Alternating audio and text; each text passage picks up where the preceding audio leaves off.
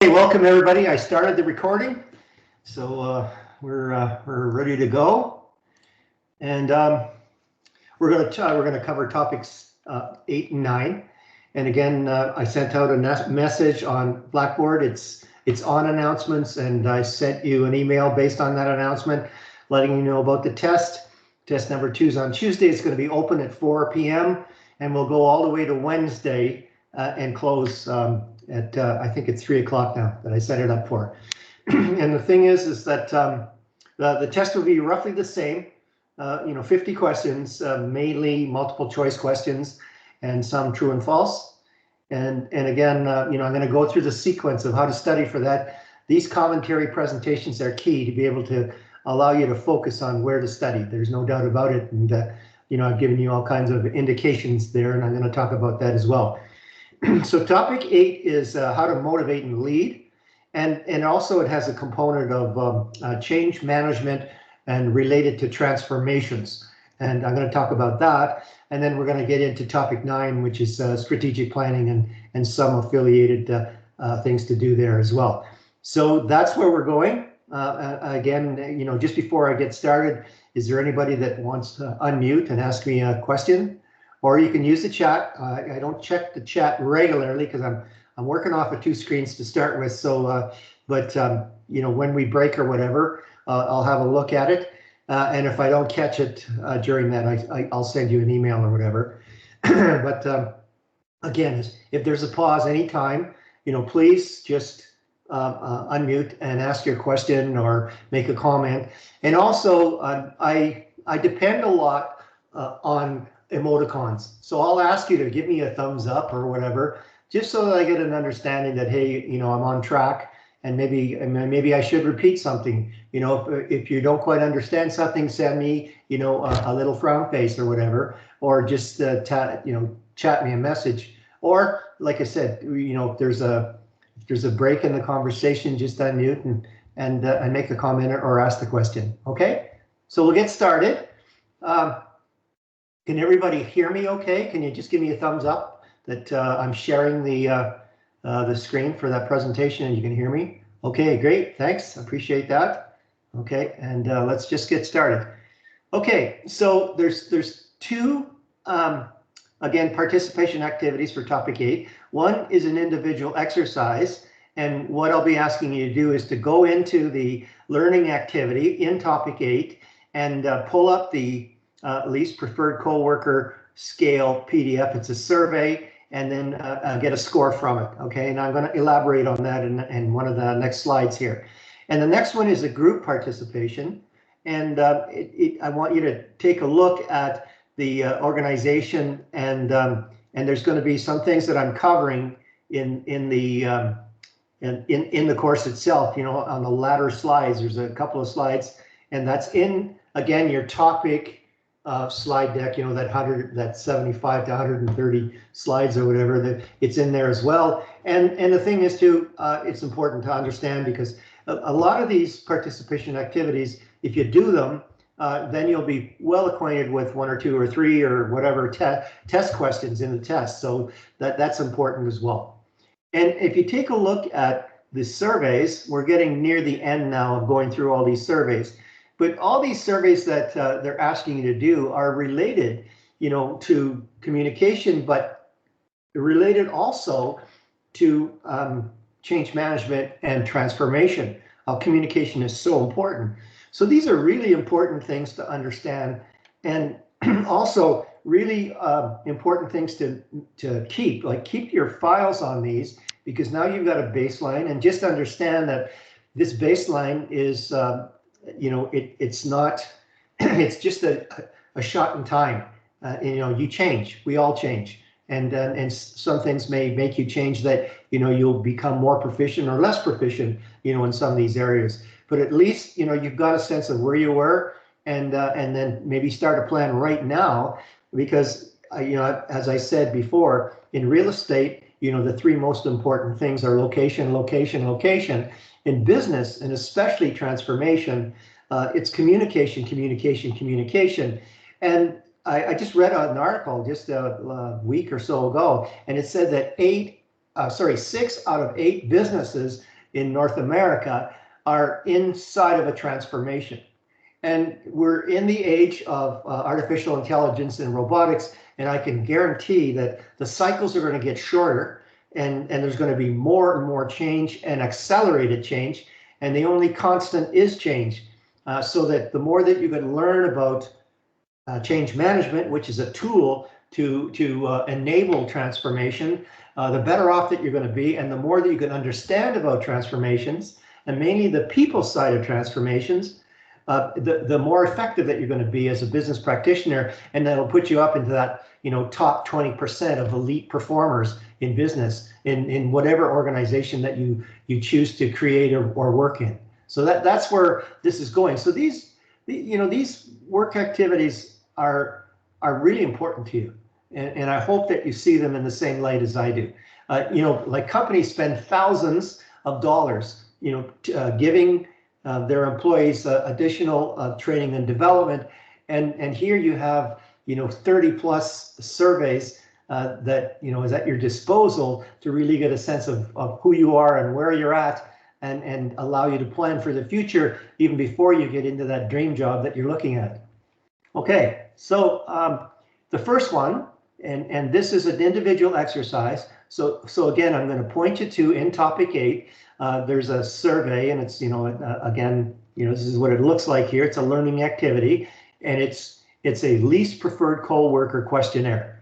And what this will do is it'll give you a sense of right now, if you're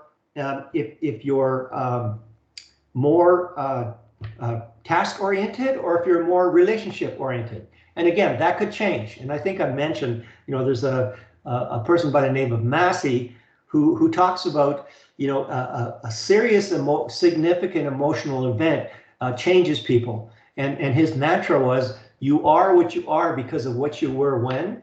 And if you think of it, some of the victims of, the Twin Towers, that's changed their lives. Well, the thing is that you're going to score a certain way, and you're going to have some significant emotional events, and maybe some serious and maybe some not so serious in your life, and it's going to change your outlook, and your outlook is going to change, your predominance in the certain styles and preferences that you have, and again, talking about values, it will probably raise a few more values that you'll exercise that you had what they call latent. They're not exposed right now, but the circumstances, change you to be able to do that. So again, what this thing is you go to that activity, and please, you see this big note in yellow. You don't have to submit your survey. Just report on your score, then answer all these questions, that's related to this. And again, I'm not looking for paragraphs. What I'm looking for is, just the creative thinking kind of thing, and the the strategic part of getting to it. So not paragraphs, but some profound insights that you could share. Okay, all right. I'm looking for critical thinking. That's what I'm looking for. When you answer these questions, and for a reason. Because now you make sense of what's going on, and then your thoughts will have better impact to get results. Based on you as a person in your personal life, or you as a business practitioner, working towards objectives or goals of a particular organization. Okay, so it's Fiedler's, and we're going to talk about Fiedler's a lot, so pay attention. There's a lot of highlighting around Fiedler's because it's important for the test. And again, the test will cover chapters 5, 6, 7, 8. It's 50 combination of multiple choice and true and false questions. True and false questions, I'm guessing maybe about 8 or 9, and the rest are all multiple choice. It's 80 minutes to do that. And again, this study approach, I put it in here again just to remind everybody, the commentary presentations, that we're showing, like this is commentary topic 8 right now that I'm opening up. There's highlights, there's emboldened phrases, there's yellow arrows, there's yellow keys. All these things point to a focus point on where you should, again, have a look at the practice tests. And the practice tests, they're in topic 8, and you don't necessarily have to, do them, but highlight them because they kind of give you a sense of, what to look forward into test number 2. There won't be identical questions, but it's a good precursor to getting ready for it. And then once you've done these two, you go to the slide decks that are in each topic. So there's 4 of them, 4 sets of slide decks in Blackboard, topics 5, 6, 7, 8, and go through and look at where the commentary highlights have taken you and elaborate more on your studying to see what's going on. Because in some cases in the commentary, I may have one word highlighted, but that gives you an idea of what to look for in here. And then if you need more information, then you go to the topic video presentations that are in each topic. And lo and behold, at the end, the course outline on the last page, it shows you which e-text chapters are associated with the topics that we cover. So you could do some additional reading to be able to, broaden out your understanding and be more successful on tests. Okay, so in motivating and leading, here are the key things. It's all about leadership. It's all about leading teams. It's all about cross-cultural leadership. And again, in the day and age of how global trading is expanding, cross-cultural leadership is going to become more and more important. And then corporate culture, you need to understand that, and you need to understand that corporate culture is easier to change than it is to change a national culture. When Honda, moved into Ontario to produce cars, it took them about 2 years to kind of acclimatize the new Canadian labor force to total quality management. And so they shifted their corporate culture a little bit and then recognized, the national culture in Canada and how things are decided and how things are done and how people behave, and then found the right blend. And, Honda's a great producer now in the province of Ontario in terms of automobiles. And then leading through change. And again, change is using change management tools and capabilities and understandings to be able to undergo transformations. And like I said, 6 out of 8 organizations in North America are under some sort of transformation right now. And with artificial intelligence coming on, with the cycles, the development cycles being so small and the accelerated change, you're going to need these kind of tools and capabilities as you leave this program. Okay, you can see here, I'm going to talk about leadership. And, in my day and age, we talked about leadership and then we talked about management. Leadership, the leaders did certain things, and management, the managers did some things. But in today's world, it's coming together. Although we're going to speak of them differently, you need to really have attributes on both sides. And to be a really good manager, you need a lead, and to be a very good leader, you need to understand management. So that's where that's going. But let's have a look at what's highlighted here. A leader is someone who can influence others, be it inspire, be it engage, and all those things. But here's the definition that you really should know about leadership: is the process of influencing individuals or groups towards achievement of goals. And what are you doing? You're leveraging the power of alignment. And I keep on talking about alignment. That's a very important thing. If you have everyone going in the same direction, understanding that, yes, they are all part of the shared vision, then you have a powerful combination of being a very competitive organization. There's no doubt about that. And that's where you can reach, sustainable competitive advantage. So that's really key to understand. Okay. So what's the role of a leader? Well, build a unifying vision, develop a strategy, get people on board, focus on the results, innovate for the future, and lead yourself. And when you lead yourself, role modeling is very important as a leader, as it is a manager. And because what it is, it demonstrates congruence. And if you know anything about Stephen Covey, he talks about congruence a lot. And what that means is congruence builds trust. And I've got a few slides for you in this presentation. Trust isn't just being honest and having character. Trust is competence. Trust is a lot of things. So the more that you can role model and do things, the greater that you can build trust. And how to build trust as well is to give the reasons why you're doing things. and people then understand it. People will follow you because of that. And I've got a little little note around Simon Sinek, and I'm going to talk to you about that when we get there. Okay. So what's the role of the manager? Well, we go back to what we learned earlier in the topics of the 4 functions of management: planning, organizing, leading, and controlling. Well, implementation of the vision and strategy, well, that's leading. Providing clear direction, that's leading. You know, clearly communicate goals to employees, that's leading and planning. You know, select the right individuals for each task, that's planning. Motivating employees to reach the objective, you know, that's leading. Selecting the right individuals, again, is organizing. Setting appropriate deadlines, that's planning. Check with employees to ensure that they're making progress, that's controlling. You know, set key performance indicators to measure success, that's controlling. You know, regularly review performance metric, well, that's controlling and planning. And then make strategy adjustments as necessary, planning. So you can see that you know, there's still a very large leadership component in manager, and there has to be a management component in leadership, because the last thing you want is a leader, you know, leading their flock, you know, over a cliff because they don't really understand the business. So that's how it all comes together. All right, so here's this person I keep talking about, Simon Sinek. Most successful companies, influential companies, and leaders start with why of their business.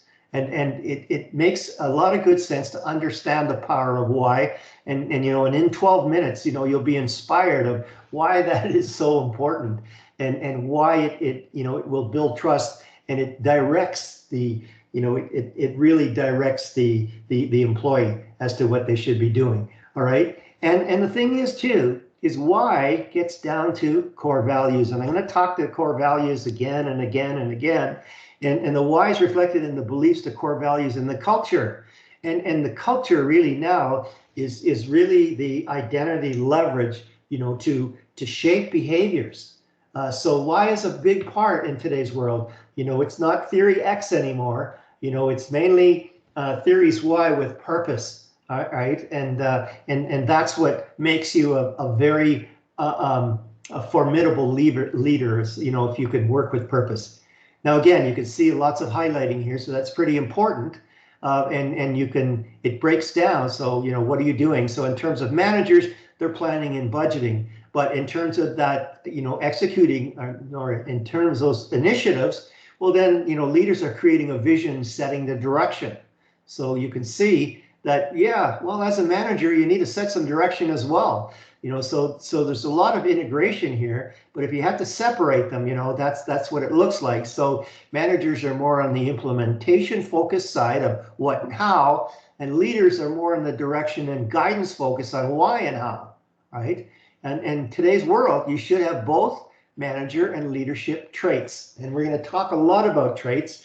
And you're going to really have to understand traits to be successful on test number 2. So there you have it. So here's, you know, the Book of the Month Club. And I highly recommend that if you don't buy the book, or, you know, find the book in a library, find the summary in the internet, because Switch is probably one of the most effective and easy readable books that I've ever read, and simple to begin with, because the Heath brothers, they focus on concepts inside of a story, and you tend to remember them a lot better. But it's the best thing I've ever seen on change management and transformation. So that, and if you see, you know, just take a look at, you know, the 3 components. You know, their analogy is it's an elephant rider, and the visionary, it directs the rider, right? So that, you know, that gives you, you know, the rational mind of what needs to be done and how, and what we're shooting for. And then the elephant is, you know, motivate the elephant. You know, these are all the motivational things that changes the behavior of people to align, to be able to get, you know, to satisfy the goals of the organization and create the outcomes. And then the next one is really important. I think here's where lower level managers especially, you know, come into play, is that shaping the path. You've got to help them do that. And you're going to see in a couple more slides, you know, You've got to be an enabler. You've got to go out and make the connections for your workers. You need to give them the right tools. You need to manage that they have the right the right capabilities and training to be able to do the work. And so direct the rider, motivate the elephant, shape the path, and you'll see how appropriate these three components are in change management when it comes to transformation and getting to some major, significant changes for your organization. Okay, so mentioned trait theory. So here's a really good definition to understand. Trait theory of leadership suggests that certain inborn or innate qualities and characteristics make someone a leader versus someone who is not a leader. But the thing is that you can develop these traits. And again, this course allows you with all these surveys to really get a sense of who you are and what your capabilities are and what your particular traits are, for the time that you actually did the survey. And then it gives you a baseline to be able to plan, your particular plan to be in the top 20% of elite performers. And, I go back to the statistic is that if you're in the top 20%, you'll always have employment, since we're all in today's world, contract workers, there's no such thing as a lifetime job anymore, and it'll go a long way to serve you, right? So the essence, trait theory gives the leaders, and the leaders' traits are central to the organization's success. And the assumption here is that finding people with the right traits will increase organizational performance. And it works to the other side. What's in it for you?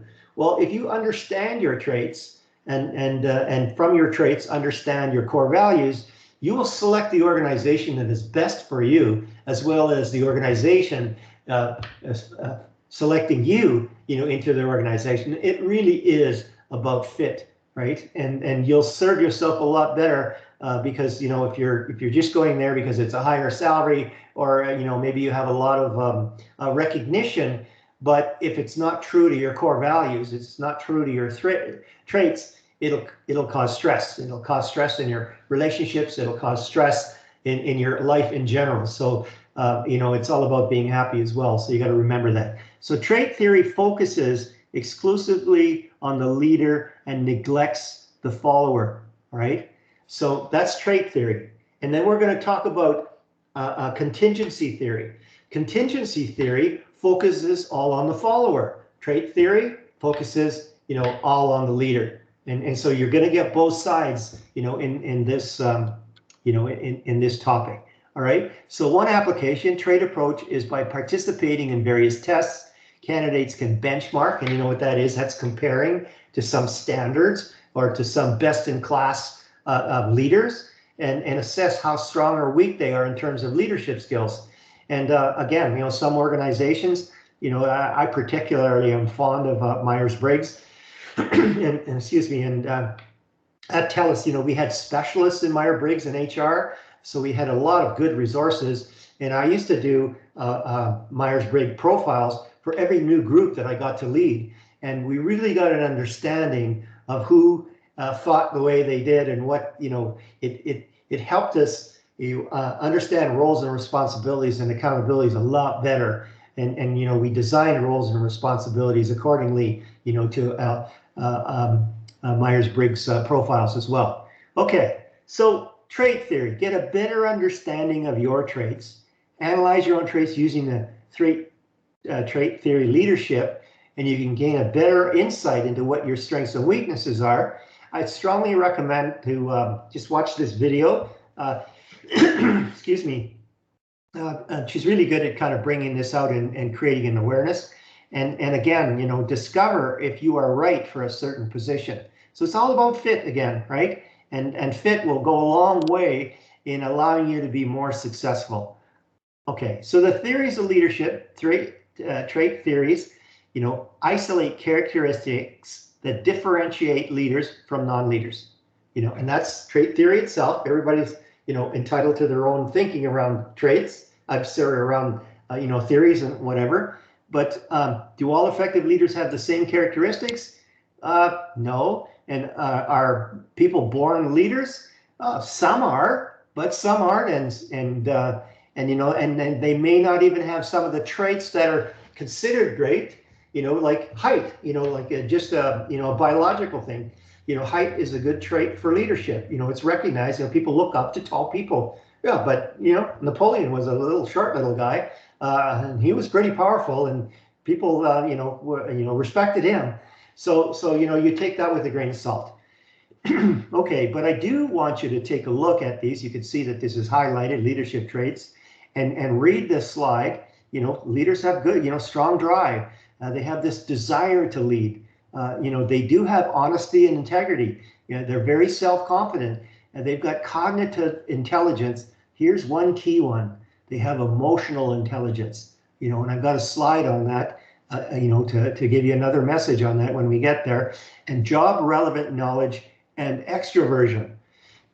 Now, okay, some people might consider me as an extrovert, but on my Myers-Briggs, if this is extrovert and this is introvert, I'm just on the side, the middle side, shooting towards extrovert. So I consider myself a closet introvert, and I have those tendencies. So I'll go out and I'll talk to people, but at the end of the day, I'll go back into my office and I'll do some recovery and process, right? So it's not, it's not an essential trait, but in a lot of cases, it's regarded as a trait that will, springboard you into a leadership role.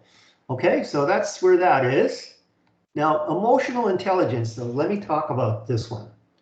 And this is really important because when I was talking about, the evolution of management theories, we're going to be into the next phase of evolution as artificial intelligence challenges, the economy and civilization.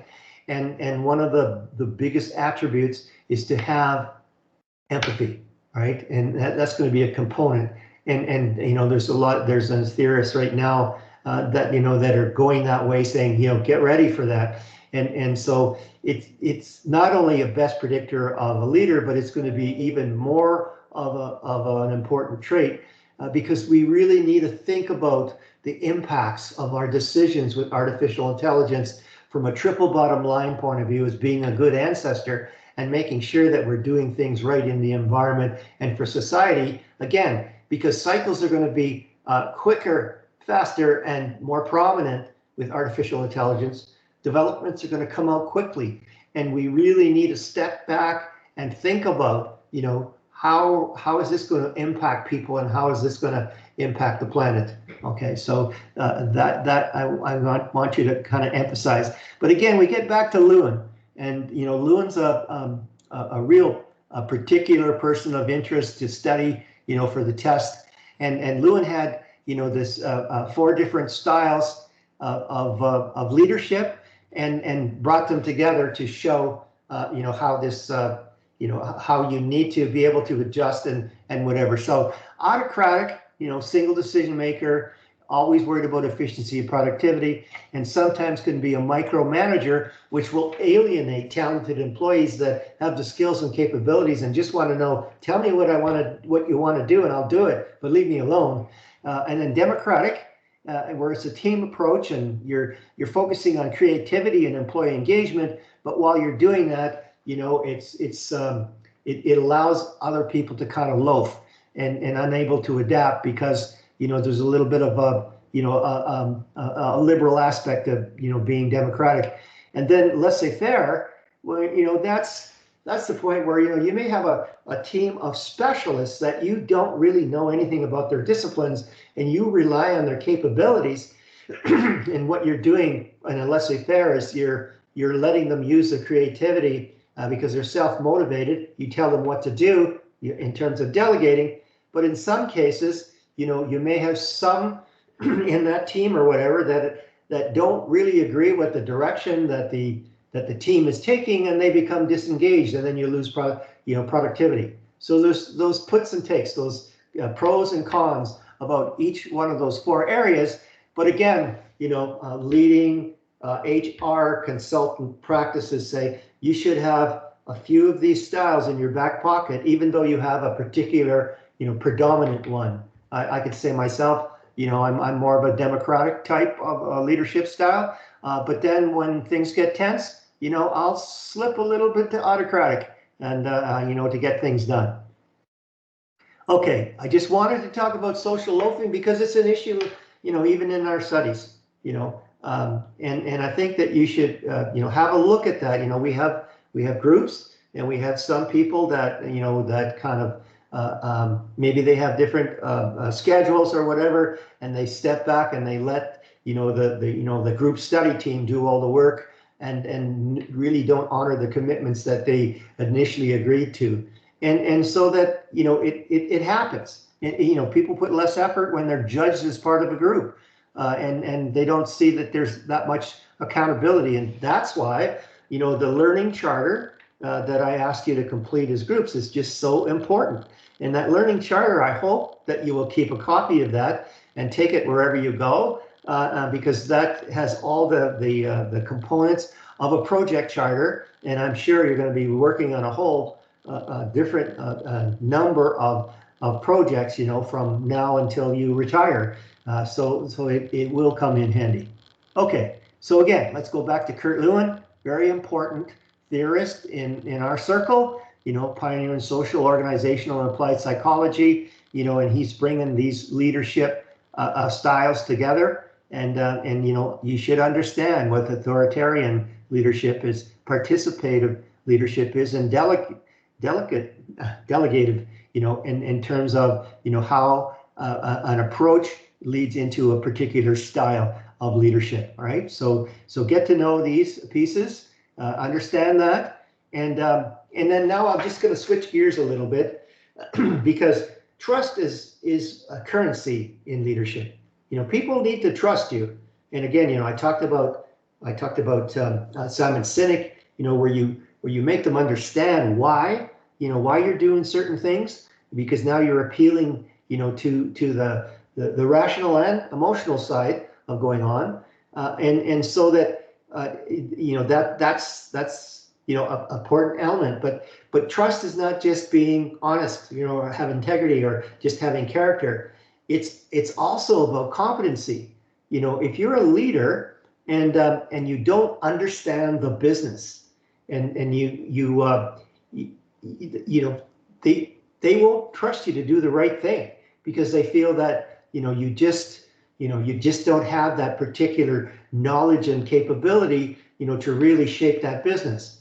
Consistency. There's nothing worse than having a boss where you go in and you want to give them bad news and they explode in front of you. You want someone that you'll know that they'll take everything in stride and know that you're trying to solve a problem, and you can predict their behaviors. That's part of trust, right? Integrity, it's you're trusting them to do the right thing, and that's very traditional. And then the character piece and compassion, that's very traditional. But I trust you to do the right thing for someone because you care about them as a human being. Well, here, empathy comes in with this compassion here. So again, it's a combination of all these things. And so think of that, when you think that, hey, I want to be a good leader and I want to set the the tone for how I'm going to lead this organization, and then you go from there. Okay. Okay. All right. So here's just a breakdown. Again, there's no test questions around these, but it's really to kind of give you a sense of, well, what is competency all about? Well, decisiveness. There's nothing worse than a leader that can't make a decision, in a timely manner, because it just stops the organization in its tracks. And in a vacuum of leadership, other people take over. You got to remember that as well. So that if you're not leading, then possibly you're going to be following, right? And then being adaptable, and then having capability like self-efficacy. It's the ability to achieve fulfillment regardless of difficulties and uncertainties. So if they see that you're role modeling this competency, then it's predictable, and the role modeling itself will entice people to follow your lead. Okay, so here's a lot more on consistency and predictability. So these are 4 traits as well, and doing the right thing, and so on and so forth. Okay, so now I'm going to get to, we talked about McGregor and theory X and theory Y. And by the way, McGregor's theory X and theory Y is very pervasive. I mean, you hear about it everywhere in business and whatever. And I guess, the theory X side is starting to wear down a little bit. But Blake and Mouton, they wanted to, take that, and it's all in the spirit of, evolution of management principles, right? You take a look at a traditional learning, you have new conditions and new possibilities for applications, and you say, hey, I like this, but now we need to make it better or elaborate on it or to be more comprehensive. So that's what Blake and Mouton did. They took theory X and theory Y and said, how do we make an overall approach to leadership? And I'm just going to take you off of this presentation because I can't see the, okay, yeah, I can't see the, you can't see the actual axis nomenclature here. Okay, so here you have concern for people, right? And, so from low to high. So you can see that if you have concern for people, you're likely going to be accommodating, all right? But if you're just, and concern for production, and you can accommodate, if your concern for production is a little lower. But when you get into concerns, high concerns for production, you're going to see that theory Y and theory X are on, the bookends of concern for production. So Blake and Mouton wanted to find an overall way, so they came up with, 5, different areas that where you can be flexible, based on, certain, certain conditions. So you can see here on, on low concern for production and high concern for people, you'd have an accommodating style. Vice versa, low concern for people, low concern for production, you'd be indifferent, don't really care, all right? And then on the other side that we've taken. So this is a good approach. And again, I'm just going to go back to the slideshow here and current slide. Yes, there we are. Okay, and I just got to make an adjustment here, and we're all fine.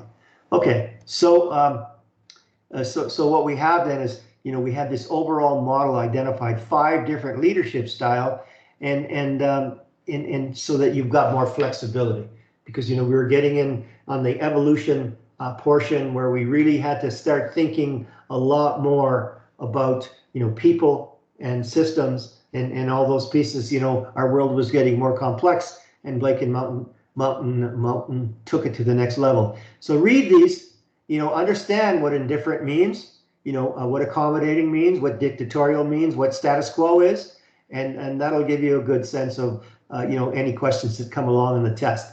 And again, just a review, here's where it came from. Theory X, employees dislike working, avoid responsibility, etc. Theory Y, employees are happy to work, self-motivated. And this goes a long way, because when we get into contingency theory, we're going to see, the various follower attributes with the various leader attributes, when we come and bring that together. Okay, so here we are. So contingency theory, let's define contingency, because, maybe some people, are not as familiar with what a contingency is, So it's a future event or circumstance which is possible but cannot be predicted. And what you do then is that, you will change your process or change your actions because the conditions have changed, right? And that's a contingency. And then depending on the situation and contingency theory, the answer is it depends. All right, depending on the situation, you will behave or change your style of leadership, style of management to accommodate that situation. And really, there's 3 main that you need to understand. It's the Fiedler contingency model, situational leadership, which is Blanchard and Hersey, and then path goal is House, created path goal theory. So it's really important to know these, for having content, towards test number 2. Okay, so just a little bit more, again, a reminder on participation 8A. It's an individual exercise. You go to the the activity of Fiedler's least preferred co-worker. And again, you don't have to submit the survey, individual exercise. What you do is you report your score and then you answer these questions. And again, you answer these questions using critical thinking. You know, why does it matter, or how, or you know, what's important about this? And again, not paragraphs, but just a few key, you know, succinct sentences that really shows that, hey, you've thought about this and you have some insights to share. Okay, so that's what that's what I'm looking for in that one. Okay, about that LPC questionnaire, you know, it tells you, you know, where you stand at this time, you know, if you're task oriented or you're relationship oriented. Okay, and then the next one is a group participation, and so that, you know, after you've gone through the intercultural sensitivity scale and the multicultural awareness and company culture awareness, you know, then you answer this, you know, because you've experienced those surveys. You know, we commented on them at the beginning of this topic, and then you answer these particular questions. And there's a slide that defines surface level diversity and deep level diversity and hidden diversity, you know, further on in this presentation that I'm going to cover. But again, it's right in the overall slide deck and topic 8 as well, you know, reviewing slides 93 to 96. And you can use ChatGPT or Pilot or whatever to find your answers, but just let me know that that's the case, okay, that you've done that. Okay, here's this survey that I want you to fill out, but just not, you know, total up the numbers and enter your LPC score. That's all I want to see in 8A, and then answer those questions. Okay, so Fiedler's approach, you know, it defines leadership styles and different types of situations, and identify, you know, that you identify the appropriate combinations of style and situations. So that's where that goes, and that's why, you know, you're trying to get the sense of who you are, you know, with this least preferred coworker questionnaire. And you can see that there's 3 attributes to the situation. Okay. There's the leader-member relations on how you interrelate, you know, with your followers, and the thing is that when it comes to contingency theory, it's all about the follower, right? So how do you fit? How do you gain their trust or whatever? And that's one thing. The next thing is the task structure. So that's the degree in which the job assignment is formalized and structured. You know, if it's a non-structured problem, you know, you're going to have a different leader-member relationship, right? That's going to change things. And then how much position power you have. And position power relates to, you know, how much of a bearing do you have to influence behaviors, you know, and that comes into in terms of hiring and firing and disciplining and giving them promotions and salaries. So you can see here that, you know, with this category, like leader-member relations, you know, based on the situations where they're highly favorable, you know, moderate and highly unfavorable, you know, so if you're, you know, if you're task oriented, you know, you're gonna do really well in these conditions, all right. But when you get down to, you know, these conditions, well, then you're not going to do so well. And then vice versa, you know, if you're relationship oriented, you're going to do much better on these moderates because you know, you've got say in this one here like a high task structure, so that, you know, there's good room for being trustworthy, and you're going to have a strong position of power because it's all, you know, it's all laid out in policy and procedures, but you know, you may not have you know, the leader-member relation. So that you got, you know, this is where you're going to break down. Okay, so that's how to understand that. Will there be any specific questions about this relationship here? No, but you better understand this piece, all right? Yeah, okay. And then situational leadership. So leadership theory, it focuses on the readiness of followers. So I keep on talking about making that distinction, you know, on traits. You know, leadership traits, it's all about the leader, right? In situational leadership, it's all about the follower. So just remember that. So you got to look at the follower's readiness, extent to which people have the ability and the willingness. Those are 2 other key parameters, of being concerned about the follower, ability and willingness to accomplish the specific tasks. And that creates different, different things. So say if you have, you have workers that are unable and unwilling and insecure followers, so that's where you need to tell them what to do. That's where you need to, you need to be very directive. But now if you have, workers that are unable, willing, and confident followers, well, now all you're doing now is, you're selling them and you're saying, hey, don't worry, okay, you can't really do this task. I'm going to get you the tools. I'm going to help you do this here. I'm going to get you some training. Here's some comparables, so that's where you're selling them. Hey, you can do this. All right. And I think this one is a key one that we should all understand. And then we get into Hershey and Blanchard, Hersey. All right. And they have a grid. And so you look at different situations that require different styles of leadership. So here's, R4, D4, and I'm going to show you this on the graph, and R3, D3. So let's explain those. All right.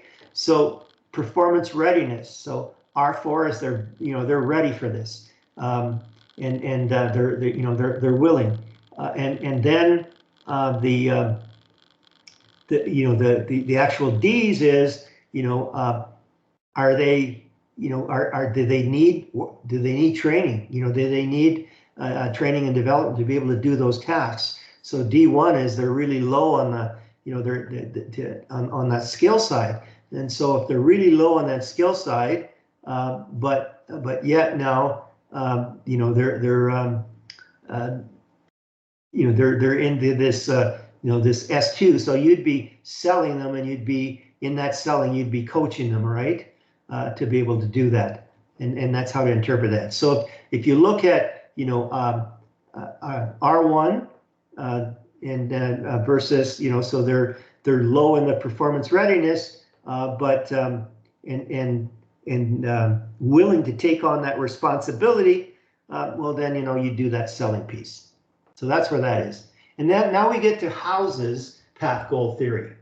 And again, it's all about the follower, right? The leader's job is to assist the follower in attaining their goals and to provide necessary direction and support to ensure the goals are compatible with the overall objectives of the organization. So that assumes that the same leader can display any of the leadership styles depending on the situation. Right? Again, and so here's the the 4 areas that that you should understand. So directive, you're telling them what to do.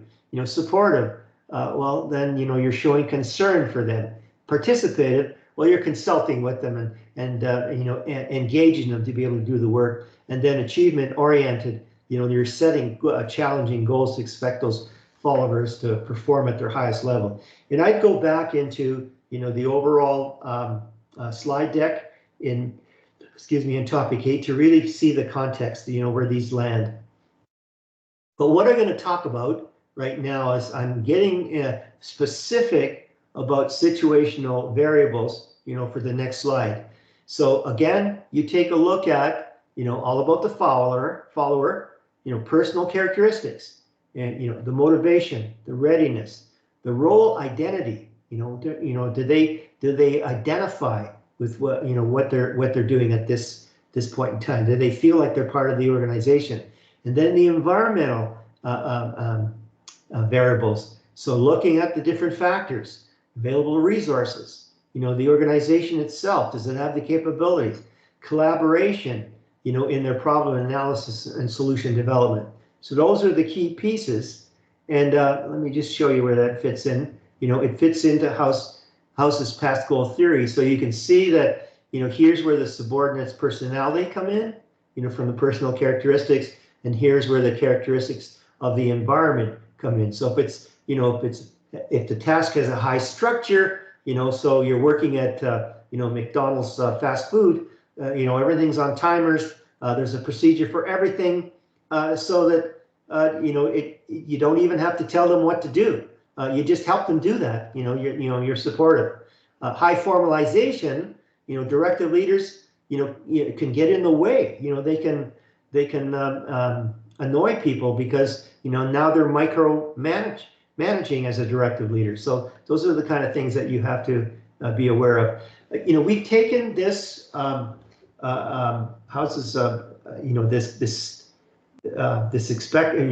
Vroom's expectancy theory. We went through this, in topic 7, I believe. But the whole key of the message here is that if the organizational rewards are not significant enough, well, they'll be low expectancy. So I'll give you an example. So let's say, oil field, high risk, in Alberta, high risk job in the oil field as working on a rig, where you have a sour gas, H2S, where it's very risky. You could lose your life, and not only that, it's found in remote places.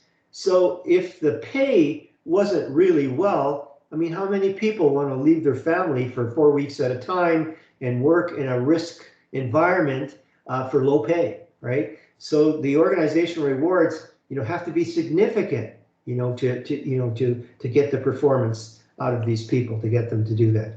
Okay, and then here's another, situation matrix to give you a sense of, based on the situation. So here's one, and you can see there's a yellow arrow here, so that must be important. So a follower lacks self-confidence. Well, definitely your leader behavior would be supportive, and help them regain their self-confidence and reassure them. And then what's the impact on the follower? Well, it increases their confidence and achieves the work outcome. And then the overall outcome, well, improves satisfaction and performance, and you've aligned with the organizational goals, right?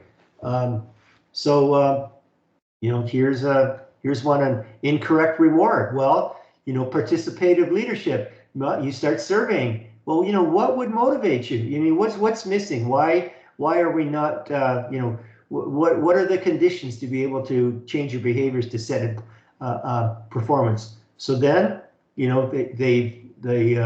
you've clarified what the follower wants and needs, and you change those rewards. Well, what happens? Well, you get better improved effect and satisfaction and performance. So these are the kind of situations to show you how the change in leadership style behavior will have a different outcome. Okay, talked about that. All right, let me see. Yeah, it's 1:55. So what I'm going to do is just take a 5-minute break, and I'm going to come back at 2 p.m. and then we'll move on from transactional versus transformational in this topic 8. Okay, and meanwhile, if you have a question, just type in a message on the chat or unmute when we come back, and I'll take some questions. All right, so I'm just going to shut my camera down and my mic, and I'll join you in 5 minutes.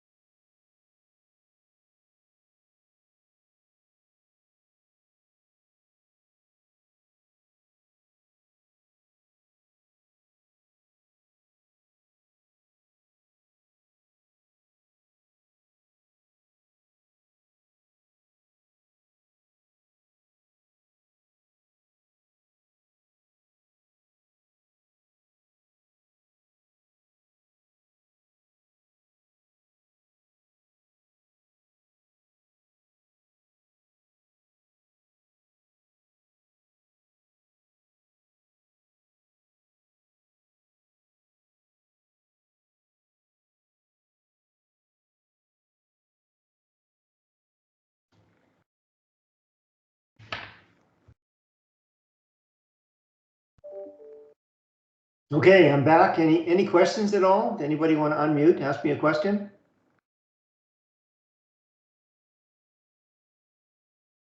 Okay, and how are we doing? Are we doing okay? We're doing all right? Can I see a thumbs up? Okay. All right. So again, you can see the highlighting. So you're gonna have to know something, the difference between transactional and versus transformational in terms of leadership style. So transactional has the word transaction in it. So I go to a coffee shop, I give somebody $2.40, they give me a cup of coffee. I don't have to know them, I don't have to care about them. I give them the money, I get my coffee, I'm happy, they're happy, right? That's a transactional arrangement. And who I can think of, I guess, who comes top of mind is Trump. Very transactional. If you do this, I do that. If you don't do this, I punish you.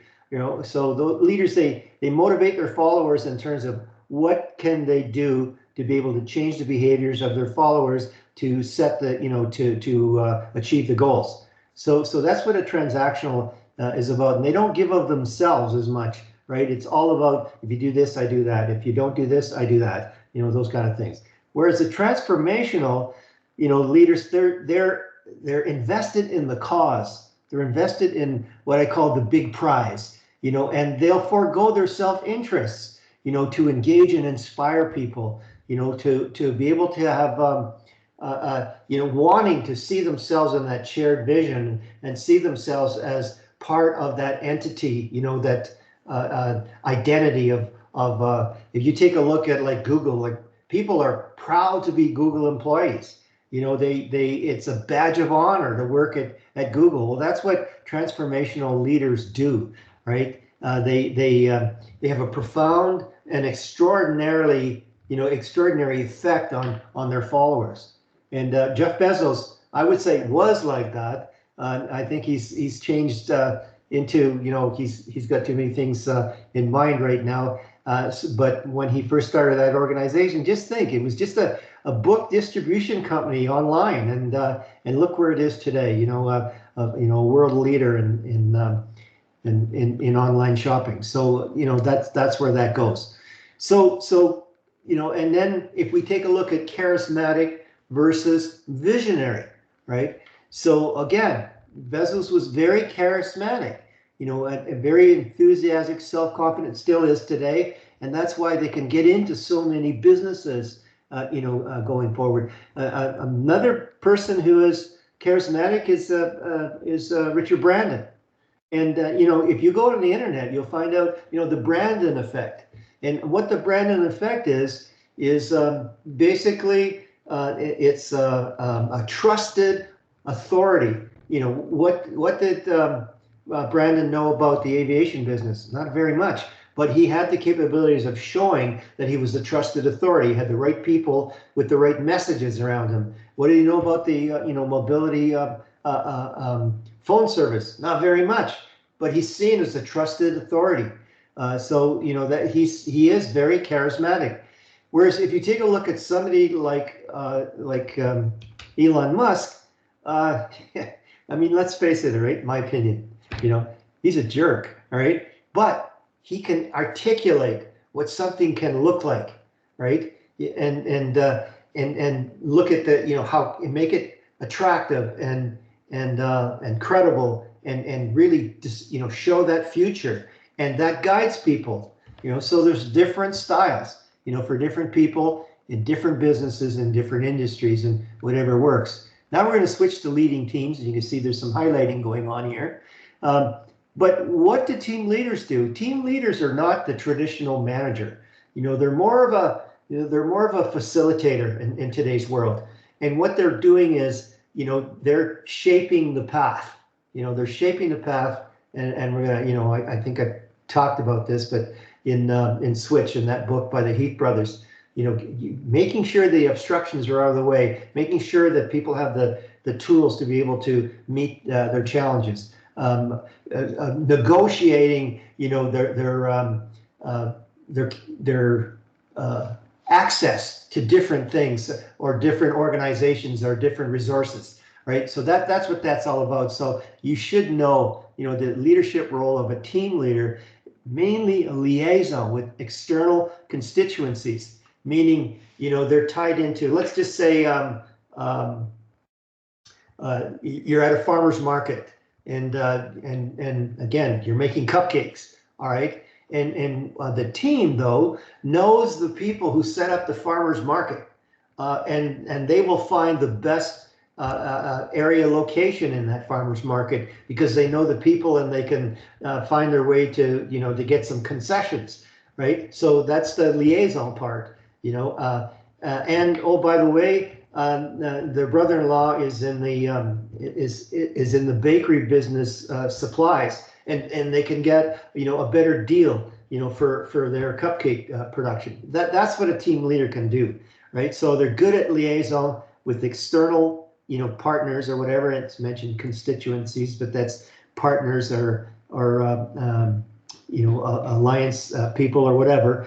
And then they're good at troubleshooting. So when there's a problem, they're in there, and they'll help with the process. And they're good at conflict management. And I think if you're understanding where we're going, in the next evolution of management principles, and where the internet is today and dividing people, conflict management is more and more important.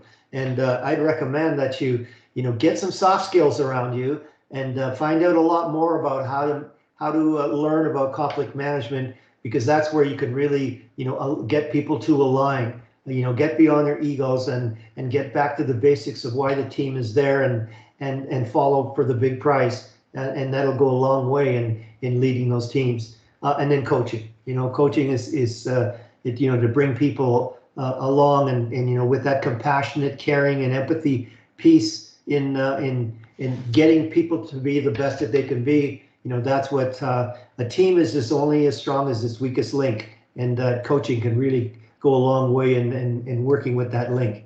And then you need to understand, the difference between groups and teams.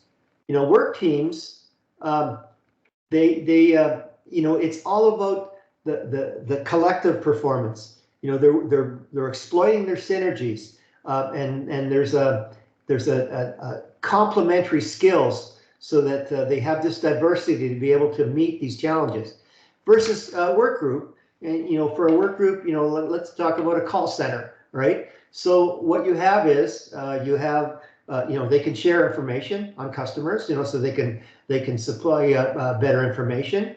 But do they help each other? Well, they're individually, and they're monitored, by a software now, in terms of how many minutes they're spending with the customer, and interpreting their quality, the customer survey, to be able to understand if they're performing properly or not. So their accountability is more on an individual level. I go in, and I've got a skill set that I deploy, and I have performance limits that I have to meet, and it's all up to me. All right. And the skills are, well, there's the basic skill set, and then some people have better people skills than others in that. So there's a little bit of a random and varied. But on the work team, very complementary, specific. The synergy is really positive, and it's all about having good, solid, articulate goals, and working together to achieve the vision. So that's where you need to understand that. Here's another tool, and this tool is used pervasively in organizations, and I've experienced this. I've run enough projects over my my corporate life that I can attest to Tuckman stages of group development they're spot on. Okay, so here's what they are. So you start forming, and then storming, norming, performing, and then adjourning. So what's forming all about? Well, the thing is that you have a new team, and what happens in a new team? You normally have a manager that invites different players to a meeting room, and you start there. Nobody knows each other, and they're pretty well almost strangers, and what the manager will do is say, okay, you guys are going to start a team, and here's what we want done. And here's the rules and the regulations and the criteria and all this stuff. And that's where it starts from there. So it's a very, when you come into a room and you don't know anybody, you're sizing everybody up and trying to see how how this could go. And then you start, trying to do the work of the team. And that's where the members start to communicate their feelings, but still view themselves, as disjointed from the team at this point in time. I just met two of these people. Well, I know Sarah, but I don't know Abdul, and so I'm still kind of like reticent to kind of totally show myself. But there's some things that are going on that I just don't like, and so that we're arguing about different things and how we're gonna do stuff. Now the thing with storming is that as a team leader, you let it happen, right? Because if you don't resolve those issues initially, what happens? They go under the table, right? They're suppressed, and then down the road when the group hits a challenge, they'll resurface, and you'll have Jack say, "See, I told you so. This was wrong." Instead of dealing with it, in the storming stage. So that's key. And then as that group starts getting together, they see how this can work, and they start saying, "Look at this. This we got to stop doing this, and we got to start doing these things, and these let's agree on some particular rules, some norms that we can follow, and then everybody starts understanding each other and accept the other's viewpoints because they've negotiated these rules and they've come to a common understanding, and a best approach for everyone involved, based on the circumstances. And that's when it starts to finally gel together, and now you're at the stage when you get into performing, and it's a well-oiled machine now, and there's trust in the atmosphere, and there's flexibility because they've talked about some of the the situations that could arrive and how they were going to deal with that. And again, in a team setting, the pecking order or the hierarchy is not hierarchy. Hierarchy, yeah, is not there. It's all about how do we get this done, and then the adjourning stage. And what the adjourning stage is that sometimes projects are so successful that people want to make them go longer than what they should. And some of the projects that were successful outlive their lives, and people will still hang on to that and don't know enough to say it's time to adjourn. And this is a really important piece because what it can do is it can undermine new initiatives because people will still try to hang on and not let go and go to that next level of performance, maybe because of a disruptive technology or whatever, that displaces the technology that this project was all about. And you got to know enough to say, yeah, it's time to leave, and we adjourn. So that's what that's all about. And then how do you transition, to move these people to other projects and transition some of the roles and yes, you have to celebrate. You have to celebrate those accomplishments because if you're not celebrating key accomplishments in a project, we're going to talk about transformations. You have to celebrate progress. Otherwise, people in the organization won't recognize that the transformation the project is associated with is not moving forward. And by celebrating, you really acknowledge that, hey, and you recognize, and people start feeling part of it and validated for doing what they're doing. So that's a key piece. Okay, so now I'm getting down into some specifics here. You can see the highlights, on the storming. I talked about it already, but the communication of feelings, as people view themselves as individuals, they resist control by the group leaders, but you've got to let this happen as a manager. Okay, so understand that these are some of the downfalls in storming, but they're necessary. They're necessary evils, and then how as you deal with them, then you can encourage that team, build trust, and then you facilitate conflict resolution, and you get out of the mud, so to speak, to be able to look at where's the big prize and what do we have to do to get this done. So this is a key thing to know.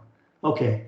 Yeah, there's that. I'm not going to talk about core values and impact purpose. This is just, this is helpful hints, hopefully, again. And again, if you're going to do change and transformation, which we're going to talk about, you really have to understand core values. And the best way to understand core values is to understand your own core values. Because whether we know it or not, our behaviors, the way we make decisions are based on our internal core values. And what you need to know as well is that you need to know the order of priority of those values. Because some core values are more important than others. And again, that will, if you don't know which ones are, you'll get into some conflicts that internal conflicts that you don't even understand what's going on. So that's key. So here's just an exercise that, you can do on your own, but essentially it's picking out, a top 3 values, and maybe some are on this list. So maybe you want to add one in there. But the next thing to do is write a sentence about that value, so that you really understand what that value is according to you. Why is that important to you?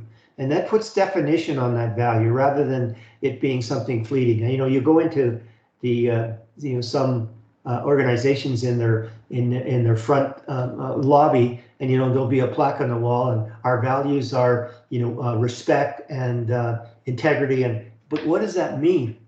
Until you state what that's all about and why that's important to you, then it has a specific meaning on yourself and for your organization's self, to be able to govern behaviors in the organization, right? But then once you do that, it really, if you know what your top 3 core values are, it's easy then to determine what your purpose is. And that gets back to Simon Sinek again that I talked about. If you know why you're doing things, and you know your core values, you will really discover your purpose. And if you can create a personal purpose statement, you will be more focused on achieving what you want to do in life. And if you have a purpose statement for the organization, it will be more focused on what's important to be able to accomplish when it comes to its vision. Okay, so here's some instructions on how to create your personal purpose statement, and this was a little thing. So again, why did I introduce that? Because if you're going to understand transformation, you need to understand core values. Because if you don't understand core values, then the tools and the capabilities that you have in change management to undergo transformations will not be as effective. All right. And so what is a business transformation? Like I said, 6 out of 8 organizations in North America are in the happenings of a transformation. And so what is it? Well, it's defining a bold ambition that goes beyond just, small little changes or incremental changes.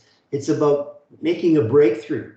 And again, if you take a look at where we are with, where artificial intelligence is, and how that's going to change the economy. It's going to change, the way we contact each other. It's going to be the internet breakthrough on steroids.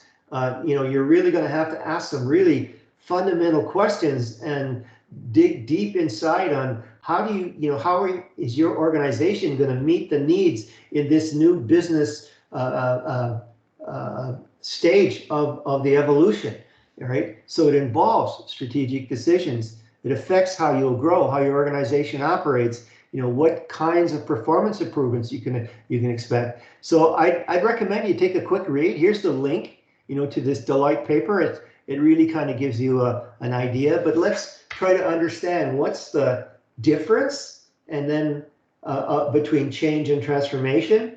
Well, so look at it this way. Change is the tool and the capabilities. Transformation is the actual thing that you want to change. All right. So look at what change says. Change, you subscribe to that new vision. You fix the past and the current, but you're driven by tactics, and you focus on methods and processes, to undergo that transformation. And external influence is high on that, to change. But when it comes to a transformation, it's unique, and external influence is not as a bearing on you, because you're doing this for fundamental reasons, right? You're getting down to your core value set. for that organization. And you're focusing on mindsets and beliefs, and you're driven by strategy, and that creates the future for you, and it develops this new vision of where we should be going. And both are important. Organizations have to stay competitive, and they have to adapt to changing conditions. So the change piece, is always ongoing, but the transformation is you come to a point, in the life cycle of your business, and the changing conditions of your industry and the external environment, and then you have to make a choice. What do we do now? Do we shut down? Do we just sell it all off? Or do we change the technology, or do we do some major changes that will put us, make us more relevant in the new world of economics? Okay, so what's in change management itself, what's key? Well, it's the structure, the work specializations and chain of command, and that it's the technology, and we're in our day and age, we talk a lot about disruptive technology. It's like the iPod was a famous destruction of technology, because now with the iPod, you could buy a song for 99 cents, and you didn't have to spend $30 on a CD. And that iPod put the whole music industry on its ear, because it just changed everything. It changed the structure and everything else. So that was a disruptive technology.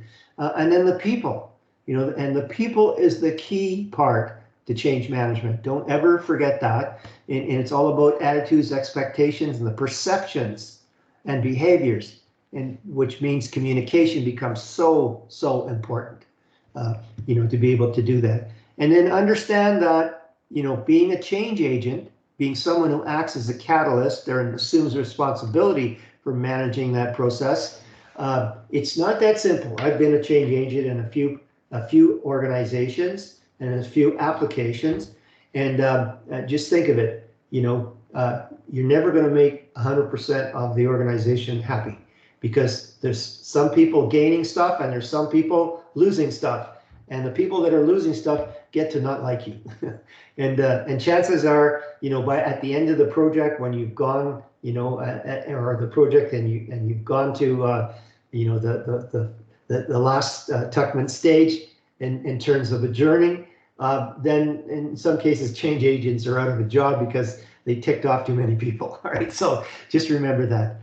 Okay, but here's some yellow arrows that's really important. Just to know that sometimes, you'll just decide to do an internal change, but other times there may be an external change that precipitates the need to do an internal change. So you need to know that distinction, because there's external forces and there's internal forces. An internal force here might be, oh, hang on, we just we think that we need to change our strategy because maybe if we increase our product line, we'll probably be able to gain more, or the research says we'll gain more market market space. Okay, so that's the kind of thing. But on an external force as well, disruptive technology, like I said, could just put us to the point where you just take a look at when the smartphone enabled GPS. Just think where those GPS companies were in what they probably initially lost in terms of business, because here you buy a smartphone to communicate, and oh, by the way, you got an extra piece of value because now it acts as a a directional device, and you don't have to buy a Garner GPS unit. So those are the kind of things, external forces that can bring on some big changes. Excuse me. And here's what you need to understand about, transformation. About 69% of projects fail in North America. 69%. That means, change management, becomes a little more prominent, right? And here's some research. They went out and they did some research, and they said, okay, well, why did these efforts fail? Well, people said, oh yeah, it was the technology. You know, we couldn't apply it well enough. You know, there's some glitches. You know, we had to train. It took too long to implement, those kind of things. And then the next thing is, well, the infrastructure. Well, we weren't organized well enough. We didn't have the resources that came in. We didn't have the actual capabilities or tools or buildings or whatever we needed. And then lastly, they said, well, the management had changed. We didn't manage that properly. So this was seen as the biggest problem why efforts fail. Okay, that was the survey. And then they went out and they actually looked at it, and lo and behold, change management was the biggest reasons why efforts fail. And why? Because it's all about people, right? All about people. And the thing is understanding is that, you know, you need committed people. And a lot of the changes, people will kind of pretend that they're committed, and that's compliance. You know, and they'll kind of go through the motions and they will adhere to maybe some of the requirements, but really, you know, they're at some point in time, it'll resurface, and then there'll be resistance. And the thing is, the cost of managing, you know, post-implementation resistance. Like if you've gone all the way through to completing that project and you think that it's in the bag, you know, you think that it's going to work all right, and you haven't dealt with, you know, that, you know, the compliant portions, you know, where people were disguising their commitment, well, then it'll come back and with a vengeance. Or you're in the middle of a project and something, you know, the challenge is so great that it impacts and it stalls the project. Well, then all those silent resistors will come out and say, see, we told you so. And this is the reason why we shouldn't be doing that. And then we'll campaign to have the overall project shelved, right? So you really need to get everybody on board. And how do you do that? You know, you need to communicate all the time. And you know, in the storming part of the teams, get those issues out on the table, deal with them. Don't let them, you know, submerge and then reappear at some distant time in the project of the you know, of the transformation. So, you know, so the cost of managing post-implementation resistance, compromised implementation efforts, project failure. That's what could happen. It's like pay me now or pay me later. And you want to pay them now. You want to get, you know, you want to get full commitment as soon as you possibly can. And when I say full commitment, you want to get as much full commitment as you possibly can. Okay. So why do people resist change? This is a really good chart to put in your back pocket, you know, when you're leaving here and you're in charge of a new project. But there's all these things, uncertainty. You know, this is the way we used to do things around here. It's a habit. You know, why do you want to change that on us? We don't like change. You know, concern over personal loss. Oh, well, hang on. You're cutting my budget in half? Does that mean I'm less valuable to the organization? I don't care for that. You know, or you know, changed view is not in the organization's best interest. So what will happen is, in this one here, this is a really important one, because sometimes you will have some very competent, committed, and people that have made major contributions in the organization, and at some point think that this is not good for the organization, for, you know, for very earnest reasons, and start, and so they have a lot of influence. And they could really stop a project, you know, in midstream because they introduced doubt and substantiated doubt from their perspective.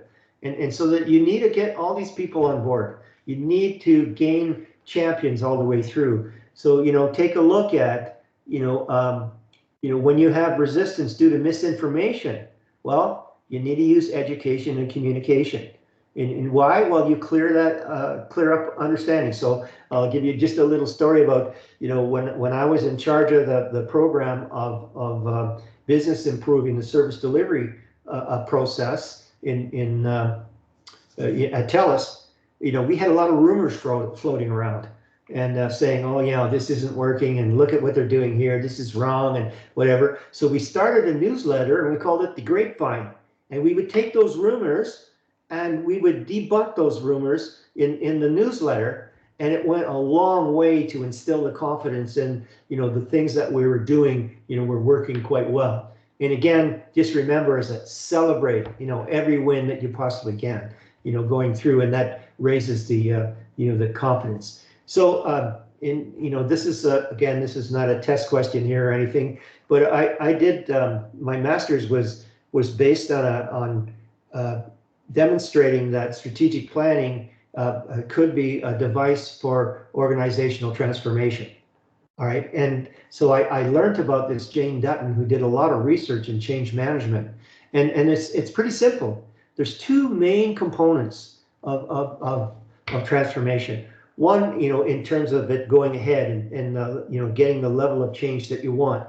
So if people understand that, yeah, this is doable, you don't want something that's overwhelming, and they'll get overwhelmed right from the start, saying there's no way we possibly could even start this, right?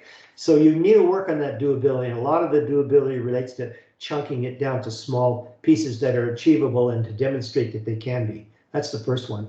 The next one is urgency. You tell them, hey, you know what, if we don't do this in 2 years, this is how much market share we're going to lose, and this is done by a qualified professional research service that has a really good track record in this thing.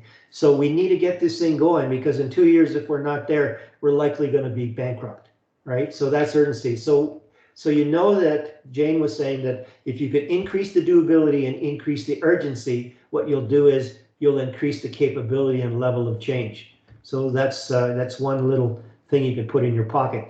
Here's another thing that I learned. And I was working with Anderson, which is now Accenture, on a main transformation, and they introduced me, to this curve. And what this is that this is a timeline, all right, and for bringing in a transformation, and this is organizational performance or capability. So what it is that when you're developing that change strategy and plan, and you introduce this, and it's introduced, main transformations are introduced as a celebration, right? Because it's going to be the big fix. This is how we're going to overcome or whatever. You get a lot of support, and the organization's doing fine. But as soon as we get into the resistance of people thinking that they're losing something out of this, and maybe this shouldn't be or whatever, well, the organizational performance drops. And what Anderson called this was the valley of despair. And the whole idea is that you, as a leader, should know that this happens on every project. So what you need to do is you need to anticipate this coming. And how do you anticipate that? Is, you celebrate every possible win that you can, as your projects are completing, the subparts of this transformation to keep that confidence going.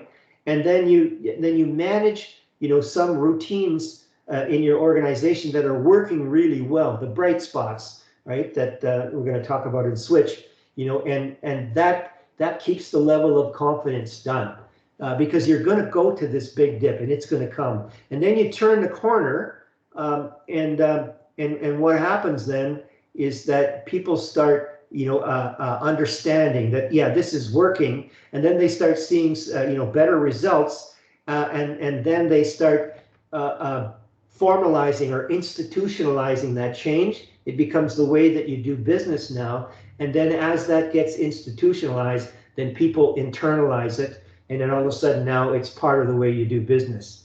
And if you just understand this overall process, it'll go a very long way in getting you there.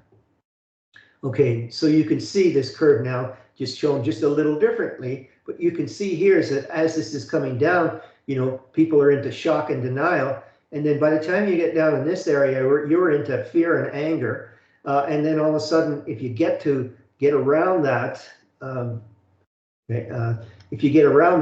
then you start seeing what's going on. You start getting a great level of acceptance until it's institutionalized and internalized, and now you start getting commitment, like overall commitment for it, because it's just part of the process. There's no turning back. Okay, and this is what this drawing, is in detail. I just put that in for your information, and you can see this institutionalization and internalization, where you get to, you get acceptance in that project. It's on its way. But here's a book that I came across, and it's funny, the guy's name is really what it is, William Bridges. And how do you bridge, from the ending to the new beginning? And he calls this the neutral zone. So if you're trying to undergo this great transformation and you know that you're going to go down into the valley of despair, what do you do? And what Bridges says is that you work on those routines that are working for the organization, those things that work. And that's what gets people through, the dark part of the transformation, and that keeps, and again, one of them could be, an HR department that really understands and goes out and trains people to do change management and shows the pitfalls and shows the tools and whatever, and constantly, coaches them as they go through. That's a good way to get through that neutral zone until, we start to get to the acceptance and everything else. So that's a good piece. Okay, just one more drink of water here and we're almost done. We're almost done topic 8, by the way. All right. So Lewin, again, I told you this is a very important theorist, but this particular model of change, organizational change, is well known, is well used, and you'll probably get into an organization that talks about Lewin's 3 phases of organizational change. It's much about what we talked about already, but if you take a look at unfreezing. So you want to make that change and you make the case for that change. So you do the preliminary diagnosis, you do the data gathering and do the feedback of results. So people know that there's a big gap here and they start understanding, what the consequences are of not changing, and that's paramount because now they see that, hey, if we don't do this, we're not going to be around or things are going to change, or there's going to be layoffs, or whatever that is. All right. Then you and here's where you do you do the business case. This is what is going to result of this in the unfreezing, and then you actually start the change. And I talk about chunking the change into doable portions, because I said doability and then urgency, and then you introduce that. So it's a learning process. You do a lot of action planning, and then these action steps to be able to start making your way, to get to that new desired end state. And then once you actually get there, when you start institutionalizing and internalizing, what you're doing now is you're refreezing that, you're institutionalizing that change. So what you get are sustained behavioral changes. You have a measurement to make sure, what gets measured gets done, right? And your systems are redesigned. So it's basically the point of no return because you've come across, you've gone across all those odds and you've succeeded, and now you're on to something. So that's key. So read this slide, understand what that's all about, and then what some of the mistakes are with people when leading change. Lacking that vision or unaware of the knowledge and ability required to do that change. And that's something that was key. I had this group, when I was in charge of that service delivery piece. They were a change group. They showed people, they trained people in all the total quality management techniques to get them through. They talked about and trained them about change. They taught them how to better communicate. All those tools went into play when we were going through that change. And lo and behold, we had very significant results. From 20% to 40%, and I'm not exaggerating, those are like documented cases of cost savings and great improvements to customer service surveys. So it really was a success, going forward to do that. And then just to understand that, somewhere, if there's too much change going on, you get change fatigue. People are just tired of it. It's just too much to do. And a lot of times in the middle of that change, some people leave the organization and there's even more work put on to the existing workforce. So you need to look at these factors, you need a powerful business case. You need vision clarity. You need change leadership accountability, specific communications to go on, stakeholder commitment, increased change capability, integrated. So you need to measure this to see where you're at, to take on transformation at a measured pace, that is in line with the organizational capabilities and planning capabilities. So that's key. Okay. All right. So preparing for change, and you can see that this is highlighted. Change capable organizations, they make sure that they have diverse teams. They encourage mavericks. What are mavericks are champions, right? Champions who go out and are not feared on doing something different and taking some very educated risks on how far you can push the organization, to get to those outcomes of the transformation. And those mavericks are leaders, and they're thought leaders, and they will bring people with them. So that's a really important part of doing things. And then the fact that you have diversity, then you can, when we talk about diversity, we mean complete diversity, in terms of the types of people and then their backgrounds, in terms of making sure that you get the full representation of the organization, so you can understand the overall impact across the entire organization to get through that transformation, because they will bring in, the key issues that you need to resolve as you're going through this change transformation.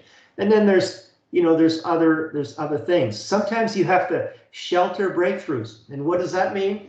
When TELUS was initially, creating their data capability, they came from a telephone company to basically now, an internet data and telephone company. And so that you could understand that all these telephone people didn't want to hear about data and didn't want to hear about the internet. So what they did was they created these little incubators, where they would be away from the influence and the resistance from the overall organization, and they were allowed to grow some data business. So they were sheltered, and they got some breakthroughs. And when they got those breakthroughs and got to a capacity where they could get reintegrated into the organization, that was done. And then they had a lot of momentum going, and could keep that momentum going because they had some performance success, and now the organization was a little, people in the organization were a little less encouraged to try to resist that particular change. So there's those kind of things that you got to look at, and you're integrating a lot of technology. I mean, when we did that, we had to do a lot of changing our systems and that, and it's all about building and deepening trust. So those are the things that you need to worry about. And where does building and deepening trust come from? It comes from communication, it comes from empathy, and it comes from understanding each other. And that's why core values and the belief system inside the organization is so important to understand. Communicate. That's key. And then the top level has to really be committed and has to be there all the time. Sending out the good news. Celebrating all the accomplishments and being frank with the bad news. I mean, you can't sugarcoat everything. People have to be, you've got to be honest with people and let them know that, we have key challenges, but this is what we're doing about it, right? And a lot of face-to-face communication. I know through, my experience, we would have what they call these fireside chats, and we get sections of the company out for 2 hours and rent, a large space or an amphitheater, and have the CEO talk about the transformation, and have the vice presidents talking about how they are supporting each other to role model, how we need to collaborate to be able to get through the transformation. So there's, and the messages that have to be shaped for the intended audiences, and the communication totally ongoing all the time. All right, and which brings us to, you really need to understand communication, and that's why we're showing you this little piece inside the topic, from sender to receiver, and when you create a message, you don't know how it's going to be interpreted. So and we talked about that, in terms of internet etiquette, and email etiquette. Understand that, there's certain things that you can't communicate. You can communicate when you're in person, because you could augment it by facial expressions and explaining, if the audience didn't read it properly. But when you're sending,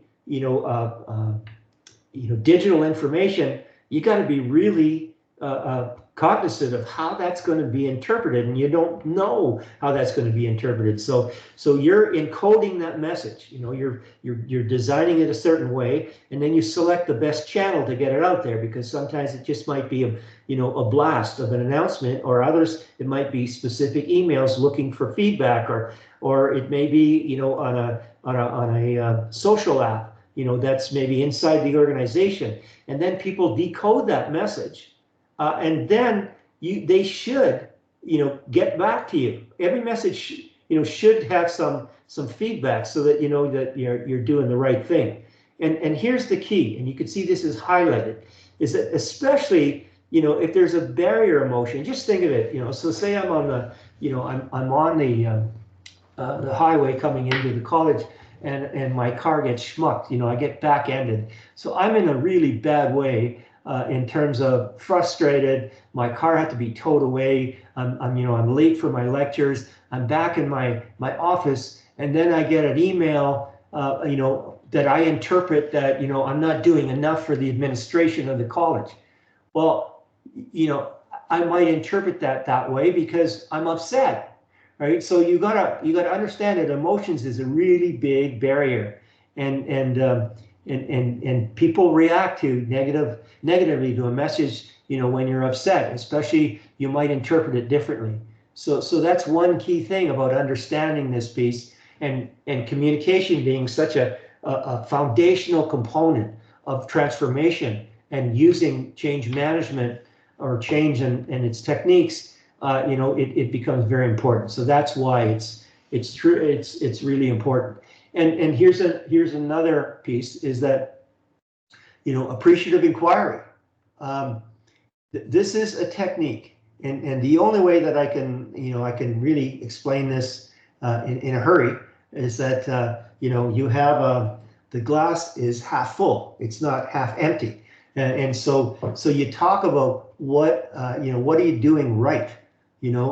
Find the bright spots in the organization.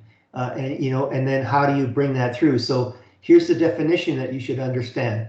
Appreciative inquiry: focus on the strengths to create a vision about what the organization could become, right? The glass is half empty, and here's our possibilities to be able to, create this premier organization that's going to do great stuff for society and the environment. So you start with, you identifying the best of what is. What do we got working for us right now? And then you say, okay, based on what we got working for us, what might be?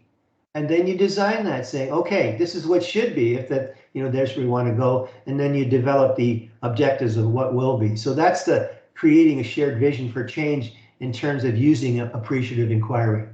Okay, and now you're going to get all kinds of barriers. I'm not going to go through that, but I want you to understand, creativity versus innovation. And it's different. Creativity, well, that's the ability to produce a useful idea, but innovation, that's where you put it into practice, right? The process of taking that creative idea, turning it into a useful product, a service, or a method of operation.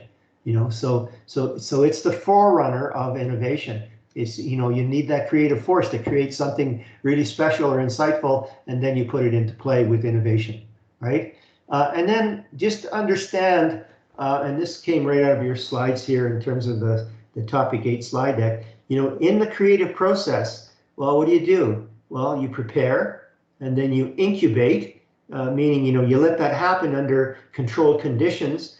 And then what happens is you find something from the incubation. It's an aha, right? The illumination. This is key. You see how that's highlighted. And then what you is, you validate that relationship, and then you're ready to go to production on that.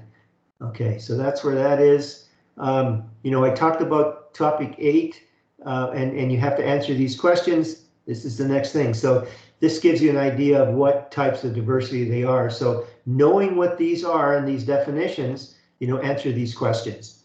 And so surface level diversity, that's what you see when you turn, you come into a room and you see all the people, and they're different sizes, different dresses, different, sex, everything else, that's a surface level diversity. But then, there's this deep level. You don't exactly know what their values and beliefs are unless you start talking and creating an understanding. And then there's always going to be some things about themselves that you're never going to know, and that's hidden diversity. Okay, so know what those three are, and then what's the role of the organization? You can use ChatGPT, just let me know. Go to these slides in the slide deck, 93 to 96, and then do this this activity. I'm not going to cover this one.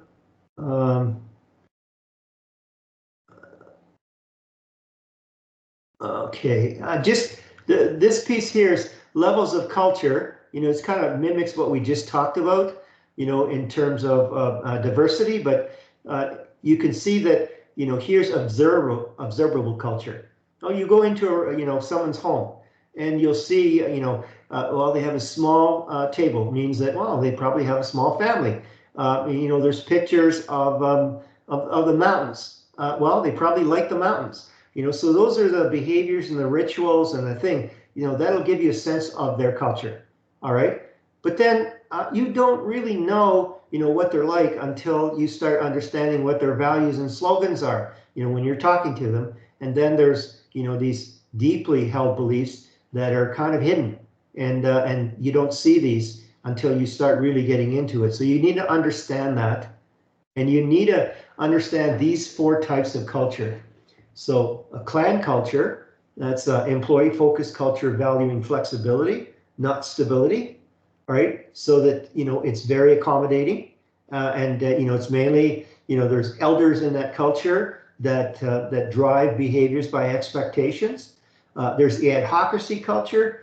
Well, that's, if you're an entrepreneur and you start up a new business, it's all about, getting to market and being successful.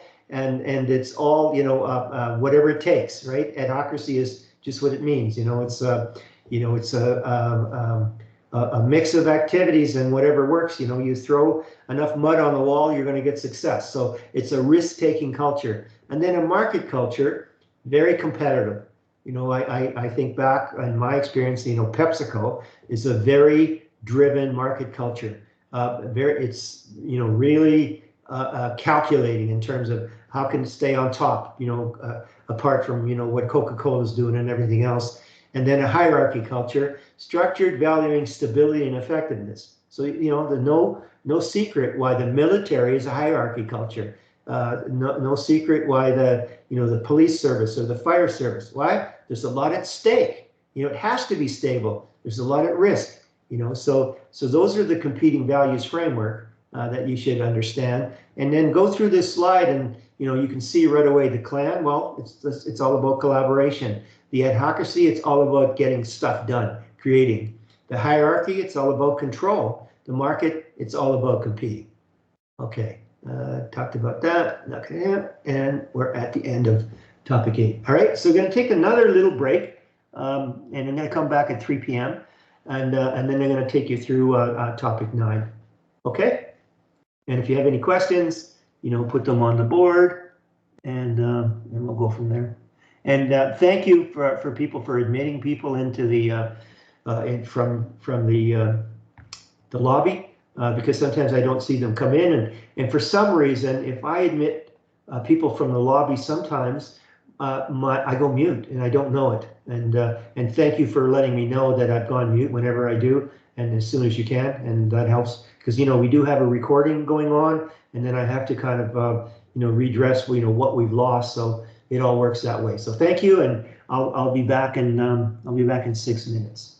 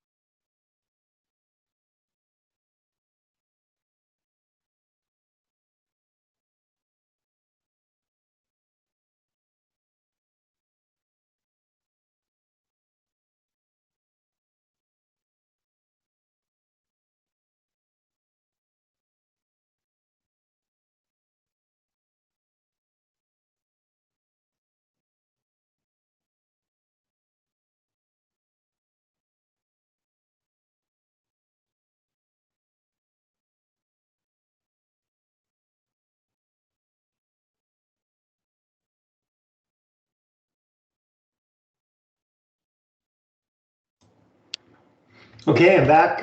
Any questions at all? If you have a question, just unmute and ask the question. Right. Becky, I see you're unmuted here, so do you have a question? Oh, no, otherwise I'm muted. Okay. All right. So, in the interest of time, I'm going to get right into topic 9 and start talking about the, the exercises, the participation activities. And so that, we're going to be talking about PESTEL and SWOT analysis. And again, you need to go back to the actual, Blackboard topic to find more information. I recommend that you go through those materials a lot, because we're not going to be able to cover that much, but I'm hoping to give you a good grounding on what's important and where to go. But this activity is a group team exercise, and you're doing it for Tim Hortons, so you got to be specific. And there's no reason why you can't go to ChatGPT or Pilot or whatever, some sort of AI support to really get good information to do this. And what a PESTEL is, and we're going to get into it in the presentation, it's really, it's a structure or a framework to be able to do environmental scanning, to find out, what's impacting that particular organization. And then what a SWOT analysis is, and I think most of you know what that is. It's a strengths, weaknesses, opportunities, and threats device, where you actually take a look at some of the issues that have come out of the PESTEL and some of the internal issues of the organization, and then you start depicting, what are some of Tim Hortons' strengths? What are some of Tim Hortons' weaknesses? What are opportunities out there? What are the threats? And then when you start putting those together, with the strength and an opportunity, you can really get a sense of, here's a strategic goal that we could have to be able to deliver on a new business opportunity, or maybe a weakness and a threat, saying, oh my goodness, here's some government regulations on new and more stringent food regulations on preserving food, and how long you could leave it outstanding and what kind of ingredients, and then that could threaten our business in terms of it's more cost to produce this food, and also it may be a satisfaction impact for our customers. So that's how PESTEL and SWOT work together to really get a sense of what are the problems or opportunities that the organization is under, and to be able to set objectives or goals and objectives for their strategic plan, to be able to go forward and be successful, right, and produce the outcomes that they need to do. And so I've done, my Crytel is my little company, and I've done a lot of consulting around that, and I've created a lot of templates, and I've sort of benchmarked and taken the best of what I can. And if you take a look at the PESTEL, and I call it PESTEL because it depends on where you are on the internet and what they call it. For this course it's called PESTEL, and then for Crytel and most purposes it's called PESTEL. And what it does then, it really gives you another edge of what I've done to evaluate the impact, and it gives you a sense of more critical thinking to get the meaningful part out of it, to really characterize the threats and the opportunities of the organization, right? And to really characterize the opportunities and threats. Okay, so that's where that comes from. So this is what you're going to have to do. You submit a PESTEL and a SWOT, and you use these templates. I want you to use these templates to be able to do that. Okay, so here's how it goes, is that you can see that you'll do let's call it a PESTEL analysis, and you're looking at political, environmental, social, technological, economic, and legal aspects of what it is. And when you look at that, that has a big impact on the opportunities and threats of the organization. And you fully support this with Porter's 5 forces, to get a sense of, you know, what the competitive environment impact is on these opportunities and threats. So, you know, the PESTLE is you know, in somewhere sometimes this is combined, but I use this separate so that you could really get the distinction of what's going on, and so that when I think we brought this up, you know, this is the McKinsey 7S, and now this is the internal, you know, environmental scan, and you'll get an idea of the organization's strengths and weaknesses. And then when you start looking at these all, then you start getting to see, you know, what kind of problems are there to solve and what kind of opportunities are there to invest in or to, you know, to pursue.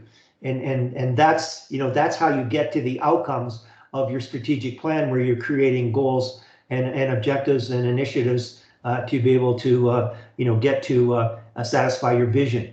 Okay, so that's how that works. So here, you know, when you go to Blackboard on topic 9, you know, click to those links, because you can't get them off this presentation because they're, you know, they're illustrations, and you can see that you would do specifically for Tim Hortons, you know, and you don't have to mention every one of these, but you take a look at, you know, what's in the, you know, the Twitterverse and the Googleverse, and see what's going on with Tim Hortons, and start highlighting these pieces, and then, you know, translating that into how does that compare with, you know, the strengths or opportunities or threats or weaknesses of the organization. And again, you can get, you know, I'm sure you can Google, you know, a SWOT analysis for Tim Hortons and get on the right package. I want you to get on the right, you know, plan to be able to do this, but I want you to acknowledge, you know, if you've done this by Google or chat or whatever, but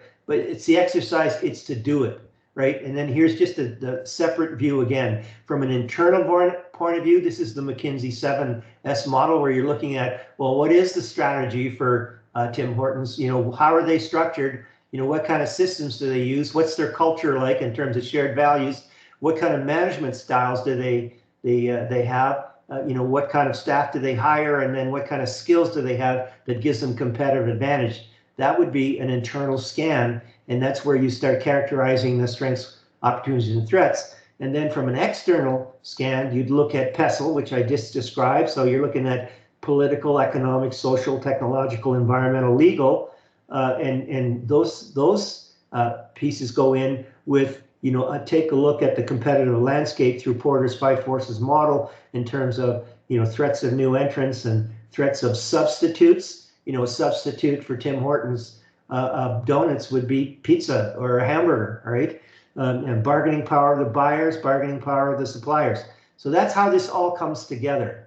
And then what I want you to do is for the next participation topic is to create a balanced scorecard, and I want you to use this template. So pull that template down, and then from there actually do a strategy map of this thing.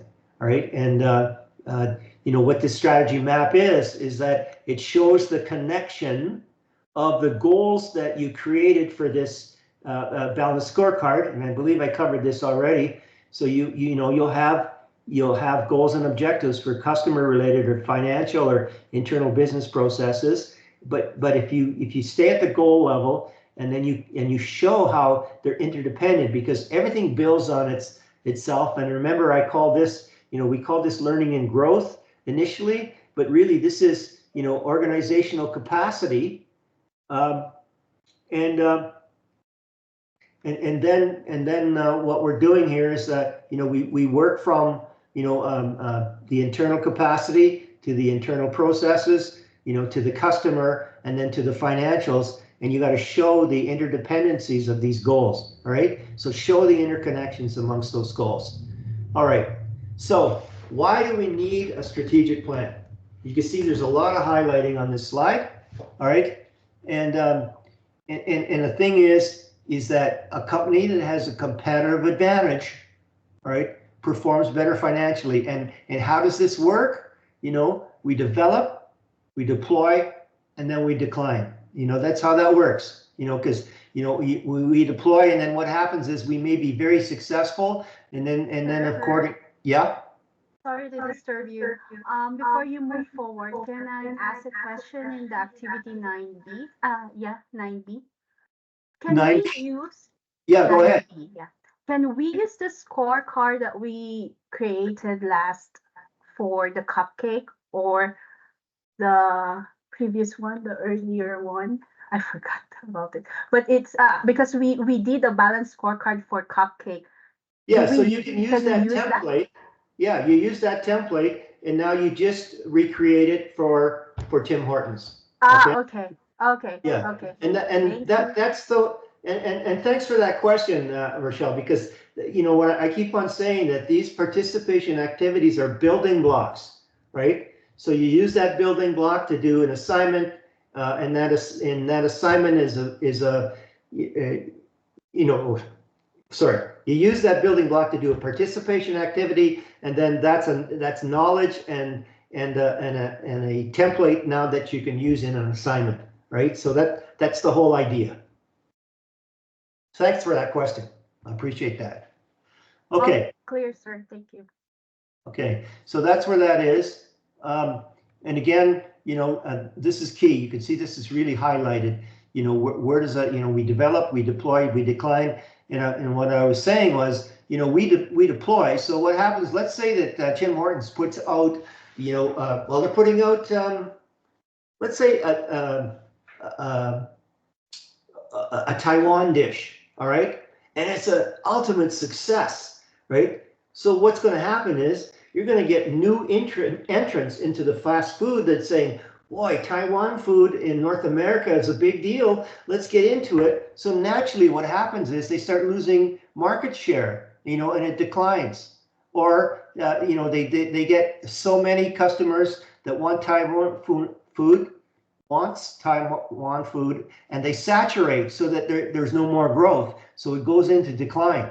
So that's what develop, deploy, decline is. Everything, unless you have sustainable competitive advantage, to keep on building, then you'd still be going, right? But that's really the key areas that you have to work with, and that coincides with the product cycle of an organization, the life cycle of a company. It's all about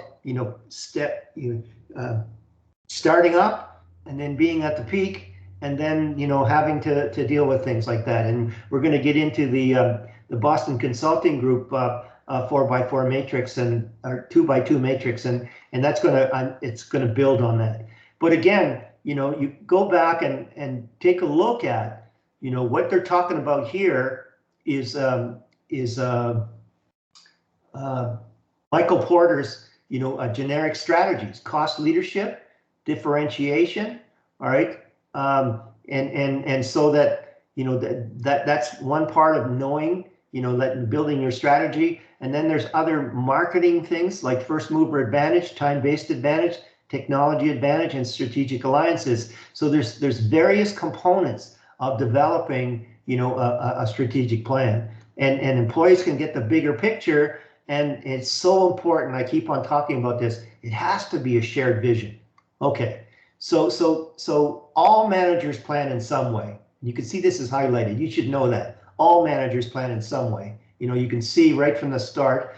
But what it is that it's a cascade. It starts at the board level, at the strategic plan level, and this comes down, and then middle management do a plan that contributes to this strategic plan. And by the time you get down into the functional areas of the business, this is the nuts and bolts of how to implement to be able to satisfy, this umbrella plan and ultimately the strategic plan, right? So they call this cascading. So it's board level, middle level, and junior management level of planning.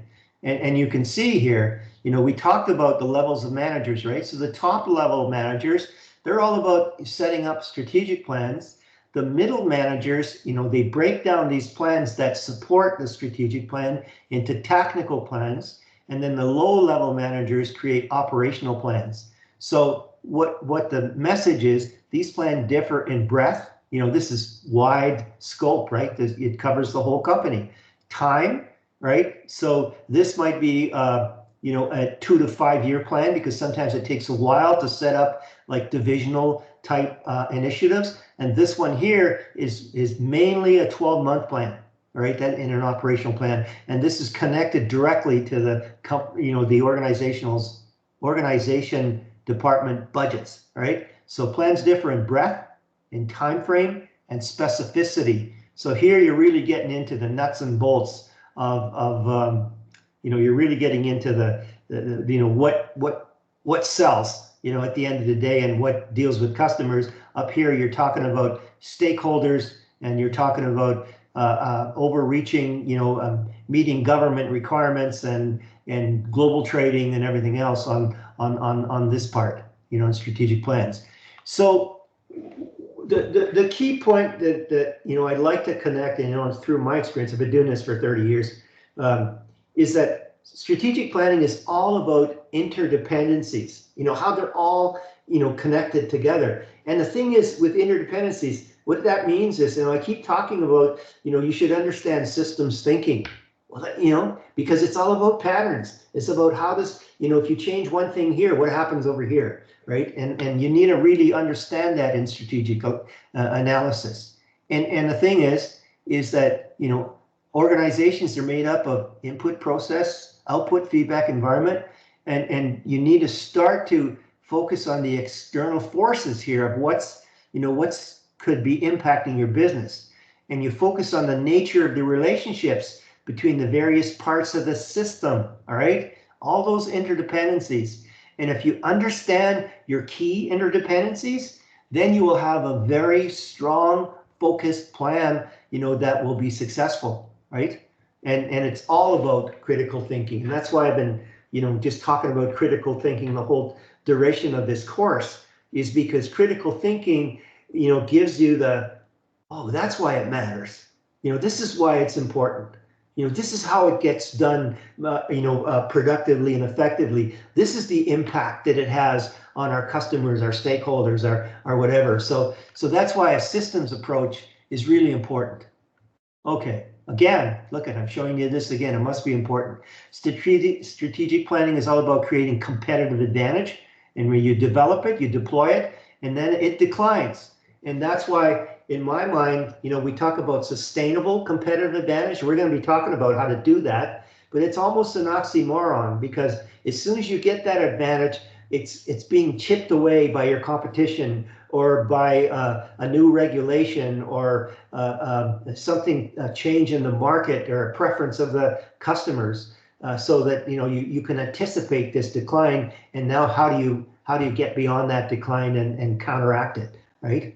Okay, so that's important. And take a look at this. I mean, look at, we're into the competitive advantage life cycle that I talked about, but here, you can exploit this, like DuPont, right? Let me just talk about DuPont, which is was a chemicals and a basic commodities producer in the petrochemical field.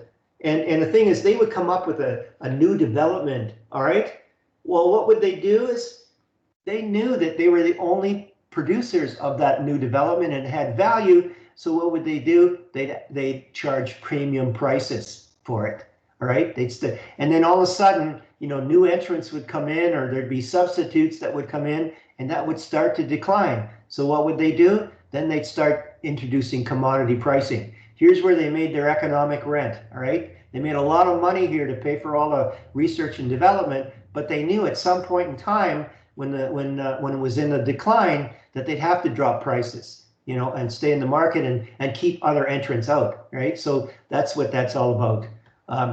Just briefly about this planning framework. I've showed it to you before, but this is the starting point. Where are we now? It always starts here, the planning process. We gotta have a baseline of where we are, because we gotta know where we are. And this yellow arrow here is for a reason, right? So we need to know, where are we now, and then where do we want to be, so that we know how to plan. We get through this gap in terms of plans. And just a little bit about You know, some strategic goals, they're ultimately strategic. They keep the edge for the company, but some of them are really basic, and I call them lights on. You know, so strategic goal might be, you know, a leader in the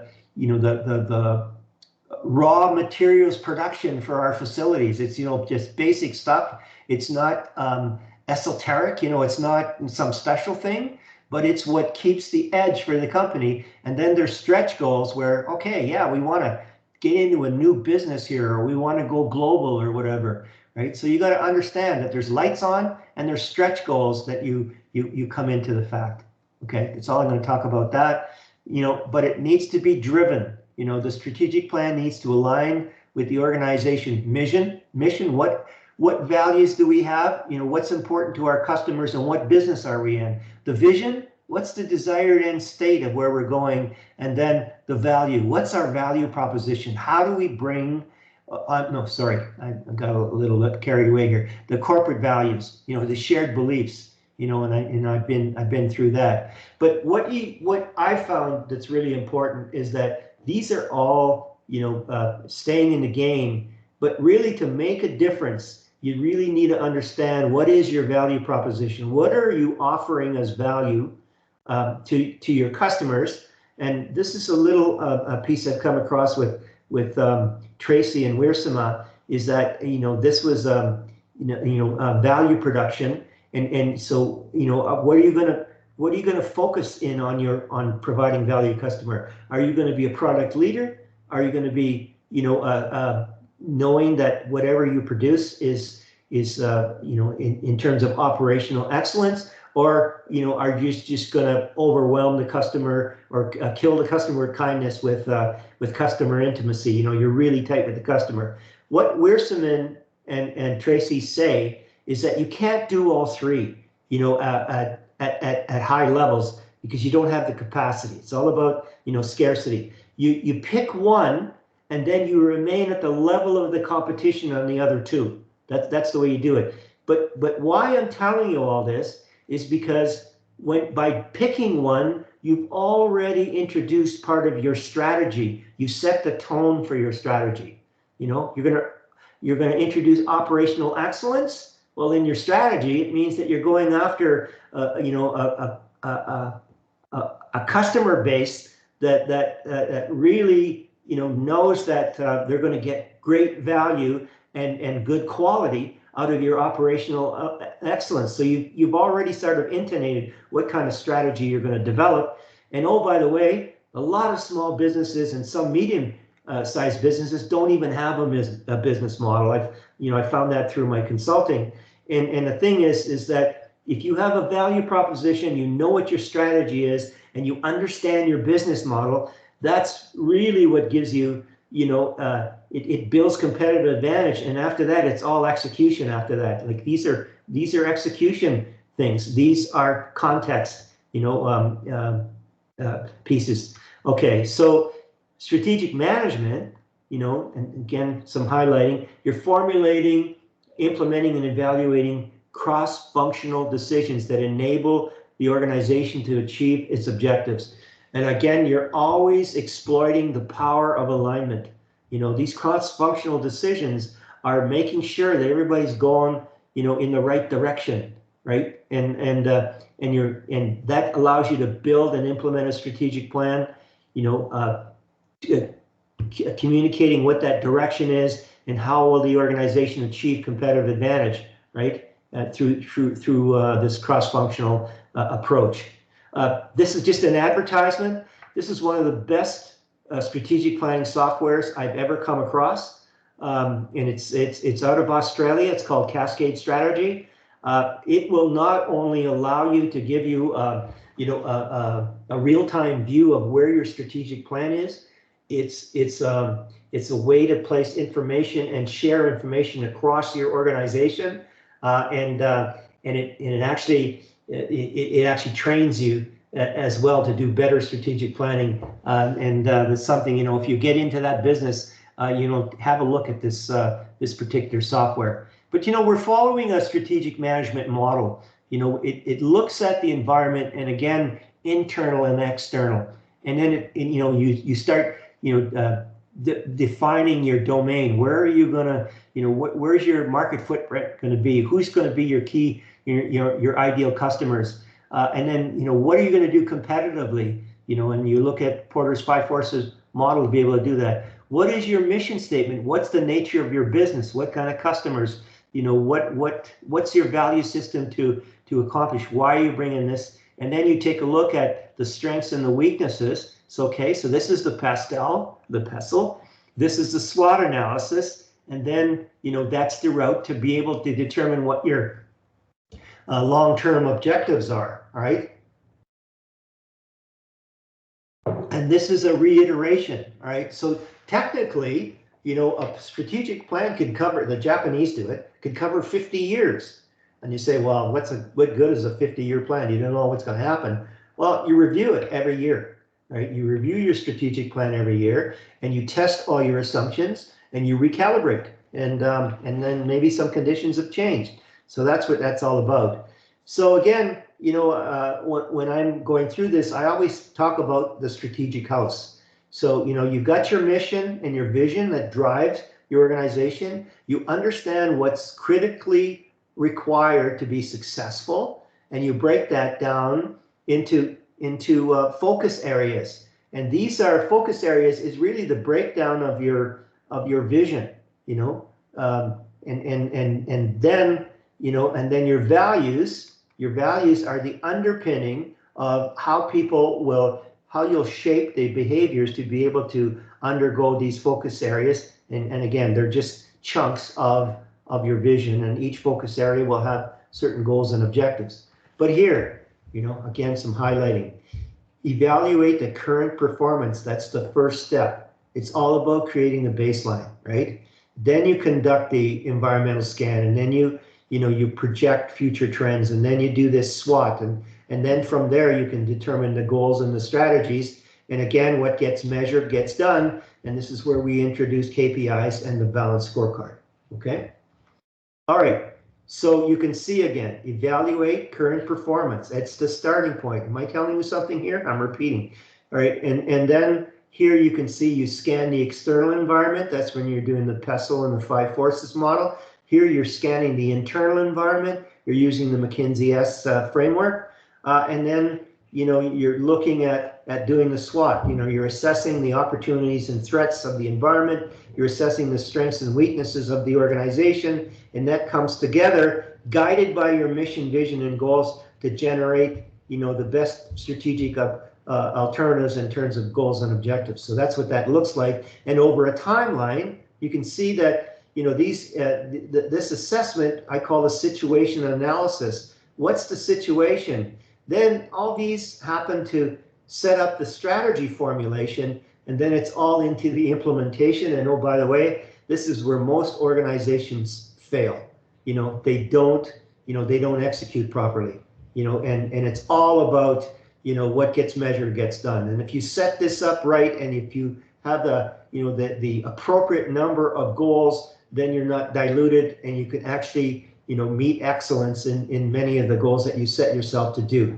Okay, talked about that one.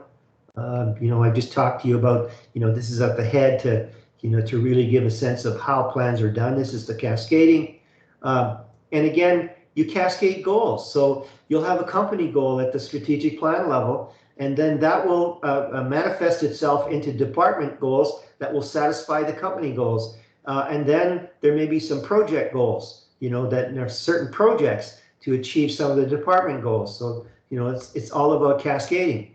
So in the scheme of things, how do you measure success? What gets measured gets done. What metrics matter, and will you track them? Because you can't track everything. You got to go key performance indicators. What needs to happen so you can achieve your goals? So you take a look at, measuring the impact, and you do the, the analysis in terms of strengths and weaknesses. What resources do you need to get there?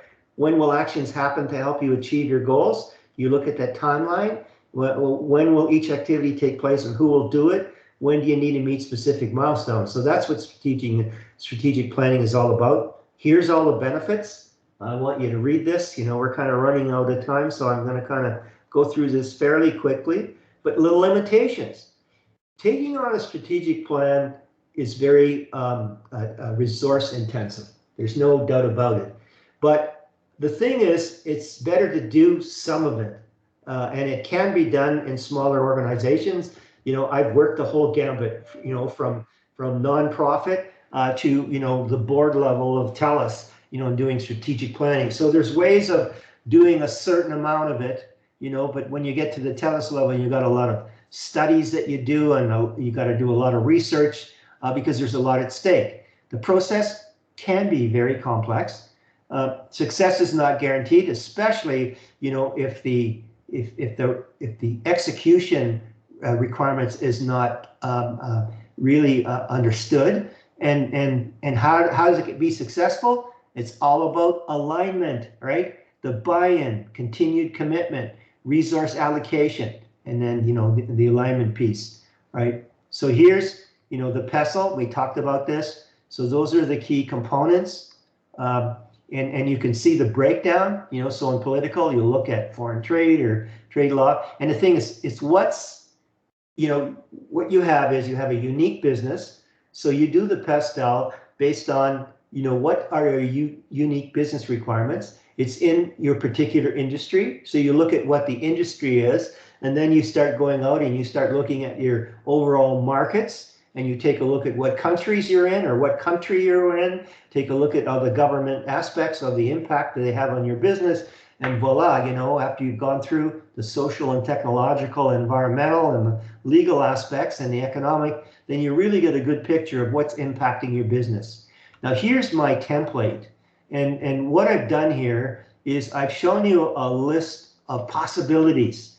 You don't comment on every one of them, but you pick the ones that are appropriate to Tim Hortons when you're doing that exercise. But here's where you start doing the critical thinking. You know, what impact does this particular trading policy that you've described have on Tim Hortons? You know, when's it going to happen? You know, is it happening in the next 6 months? Well, then it's very urgent, right? So that you need to give it some priority.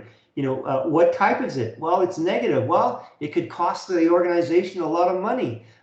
You know, so that you know what you're dealing with. Is the impact? Is it getting worse or is it getting better? If it's getting better, well, then maybe it's not in a part of your priority. And then, you know, how is it critical, important to the business success? Well, if it is, well, then you better get on it, right? So that's why I want you to comment on these things, on the particular ones that you pick. But what I want you to do is go through, you know, each one of those PESTLE categories to pick something to show that. Here's a little more about the McKinsey 7S template to understand, you know, how to do an internal scan on an organization. You know, this is just an illustration. And here's a little bit about Porter's 5 forces. So you really need to understand the competitive rivalry. And then, you know, you start a new business, you're doing really well, but how easy can an entrant come in and start taking away that business? You know, bargaining power of your suppliers, how powerful are they? Do you know that, you know, like Home Depot, no, let me see, let's say, I'll give you an example. My water treatment business, when I had it, I went to a particular wholesaler and they said, yeah, you're not big enough. We're not going to supply to you. So I had to find another supplier. Or bargaining power of the customer. Here's Home Depot. You want to sell at Home Depot? Okay, well, you'll have to store your inventory in our store for free. And when a customer buys it, then we'll pay you your commission or whatever, or for the price of the product. And oh, by the way, if nobody buys it in 6 months, you got to take your inventory back. You know, that's a level of what the bargaining power of a customer can have. And then the threat of substitute products, you know, something that, you know, like hamburgers go up because of the beef prices going up so high. People stop buying hamburgers, you know, and they start buying, you know, pizza, right? Those kind of things. So learn this. You can see that this is the key. So really understand Porter's 5 forces. Here's a template to fill out, you know, if you wanted to fill that out. Just understand a little bit about the SWOT process. You know, there's no, I know there's stars here, but there's no specific questions, you know, like to this slide. But here, understand that you know what the types of strengths, weaknesses, and opportunities are possible for especially Tim Horton and Amazon for that matter. And then you know here's some descriptions of what this is all about in terms of you know what's the strength? Well, you know, activities a company does well. What's an opportunity? Positive trends, you know, in environmental factors. So here's an example. I mean, you know, when there was a pandemic that came into Toronto, I don't know, maybe 10 years ago. I can't remember the name of it. But anyways, who would have known that they needed latex gloves, you know, to deal with that, and the demand went through the roof. All right. So here's a pandemic that creates input. You know, who would have known that, you know, when COVID came, that all these protective equipment was in demand, right? So, you know, all kinds of opportunities for those kind of businesses. And then here, you know, understand, you know, the types of strengths, weaknesses, and opportunities that an organization can go through, and then understand those relationships. You know, the PESTLE will give you items to analyze under a SWOT analysis for opportunities and threats, you know, because it's external. The 5 forces will help you there. The McKinsey 7S is internal, so that, you know, you can help determine, you know, okay, what's the state of your systems? Well, I don't have an enterprise resource plan, and we're getting into supply management and taking on you know, 10 partners. Wow, that's a weakness, right? Okay, so that's how that works. Again, here's my template on the SWOT analysis. This is not to say that you address every one of these. You pick the ones that are pertinent to Tim Hortons, and you identify that as a strength. These that are pertinent. And so what you may, core competencies, well, you could say the core competency of Tim Hortons as a strength is, man, you know, they can adjust their equipment to bring in a new product in weeks. All right, that's a strength. Okay, opportunities and threats, same thing. Okay, just going to talk about goals a little bit. So goals are the desired outcome for individuals, groups, or entire organization, and the strategy is how the goal will be achieved. So the goal is really part of the strategy. It's you know, it's an enabler for that strategy. All right. So well-designed goals written in terms of outcomes rather than actions. All right. So a goal, you know, when you want to get very specific, then you complement that goal with an objective where you show, you know, a lot more actions in that piece. And again, goals help you prioritize, right? You know, they're a foundation for the strategies. This one here, this is just a helpful hint. If you want to know anything about goal execution, this is the best information I ever found in the 30 years I was doing things, and it's called the 4DX program. It's Franklin Covey Institute. Now, you know, Franklin was the son of Stephen Covey, and he got together with a consultant, and they're just amazing. That if you want to know how to execute, you know, this is the piece. And understanding, again, I talked about the focus areas. You know, this is the focus area is a breakdown of the vision. You know, you're chunking, right? And then a goal, you know, you're breaking down the goal into key objectives. And then once you'll do that strategy, you'll break down each goal into, you know, a tactic and an action plan. So it cascades down just like an organization cascades down to make it piece. This is just an information piece. You know, it's one thing to set a goal, but you know, you've got to take a look at, you know, I mentioned that a lot of goals in organizations are brainstormed and they're not really researched, and you need to understand, well, how are you going to engage, you know, the people to do this? You know, how are you going to change their behaviors? You know, do they have the right skills to do this particular goal? Do they have the right training? You know, so I call this smartest. Don't have to know that, but here's something you have to know about is the BCG matrix growth share matrix. BCG's been around for a long time. This is the Boston Consulting Group, and it analyzes the product mix as part of your strategic planning. And so if you want to maintain or gain market share, or you want to know what to do, then you get into this piece. So, and especially learn what milk this cash cow is. So there's an explanation in here. I think the best, you can see this is key. So understand what a question mark is, the type of business. Well, it's got a low market share right now, but it's got a higher market growth rate. So your chances are you're going to invest in some of this. But let's look at a cash cow. Well, it's the most profitable, all right, but and it's got a high market share, large number of customers, but it's getting, it's saturated. It's not going to go any much further. So what you do is, why they call this a cow is because you use this term. You're going to milk that business for as long as you possibly can, until it becomes non-relevant. And then at that point in time, you might divest that business, or you might just, take it apart, or you might reinvest in that business. But that's what to know about cash cows. And the stars, high market growth, high market shares, generates cash.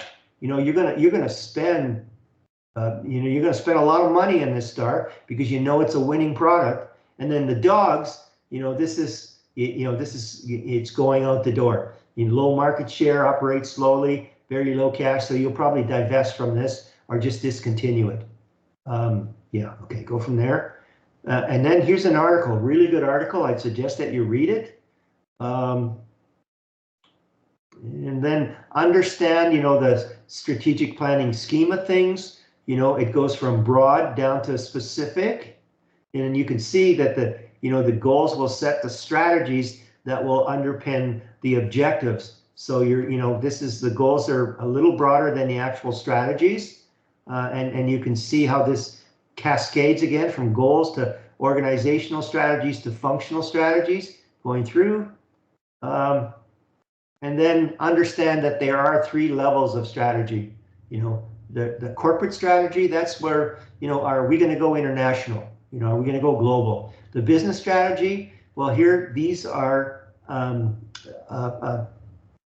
Michael Porter, generic strategy components. You should really look into this piece because this is mainly where the strategy components are analyzed in a lot of businesses. And then you get into functional strategy. Well, a production may have a cost reduction strategy because they're losing market share, right? So they'll go in and they may have a 2-year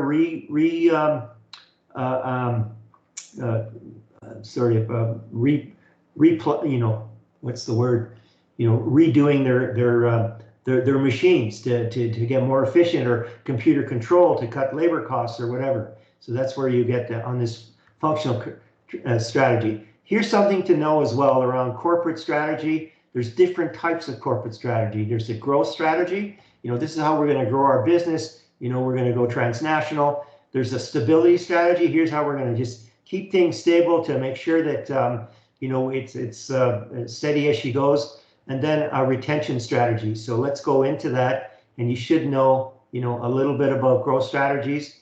And in terms of that. And then understand that, here's a key. So look into, what is a turnaround strategy, and a turnaround, that's when you're seeing something really serious. So, when Jobs left the company, Apple went downhill, and then they took him back in, and he turned the whole company around, and, get into to understand that. So I've given you a little more information to understand, what a turnaround was, and what it needs, this radical change in the organization.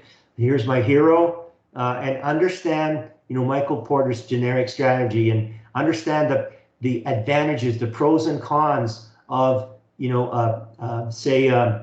going from a cost leadership and a cost focus. And when you're in the cost focus, this is higher risk because it's a niche market, and a niche market means a smaller market, and it could disappear, because of trends. So you got to understand the difference between the, cost leadership and cost focus, the difference between, being unique in the market and and the really focusing in key markets, and then the difference between, you know, low cost and differentiation.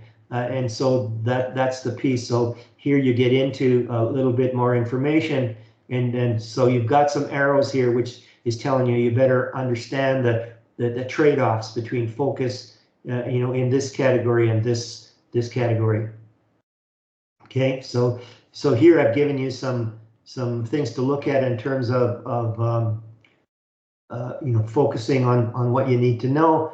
We talked about this, and I've given you more information. But when you do your balanced scorecard participation activity, I want you to show, you know, the connections, because that, you know, what you're doing is you're identifying interdependencies, and you're showing how you know, how you can build something. The last thing you need in an organization is what they call a stranded goal, because it's out there without resources or capabilities, and you're going from this, you know, this creating, you know, organizational capacity, and learn how to do that with learning and growth.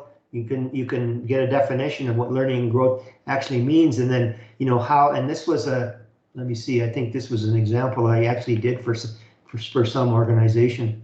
Okay, here's some common mistakes about the strategy map. I would go through that. Goals without connections, right? I told about stranded goals, using lagging metrics, those kind of things.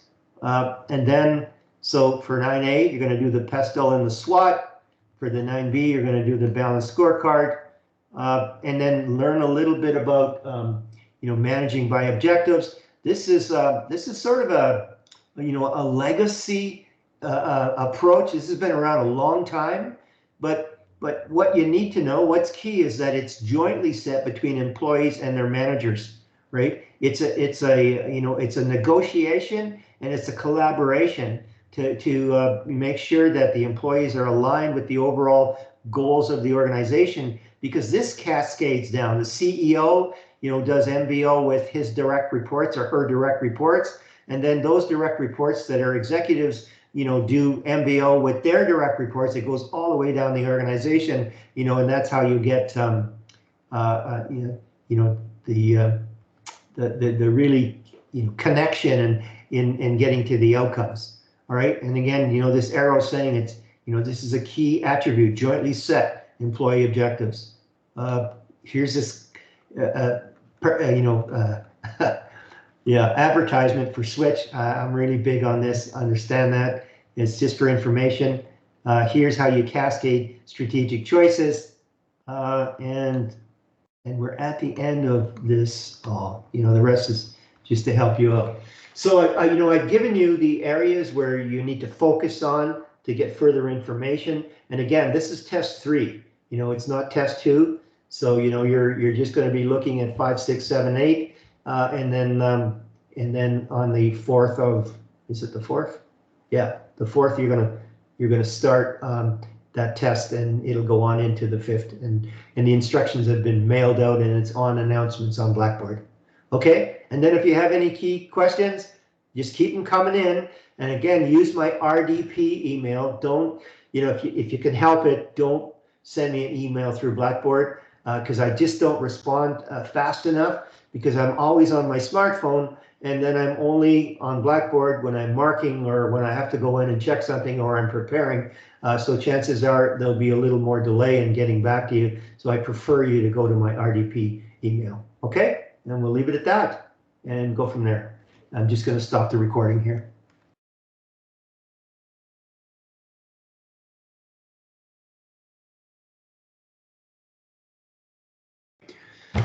Okay, so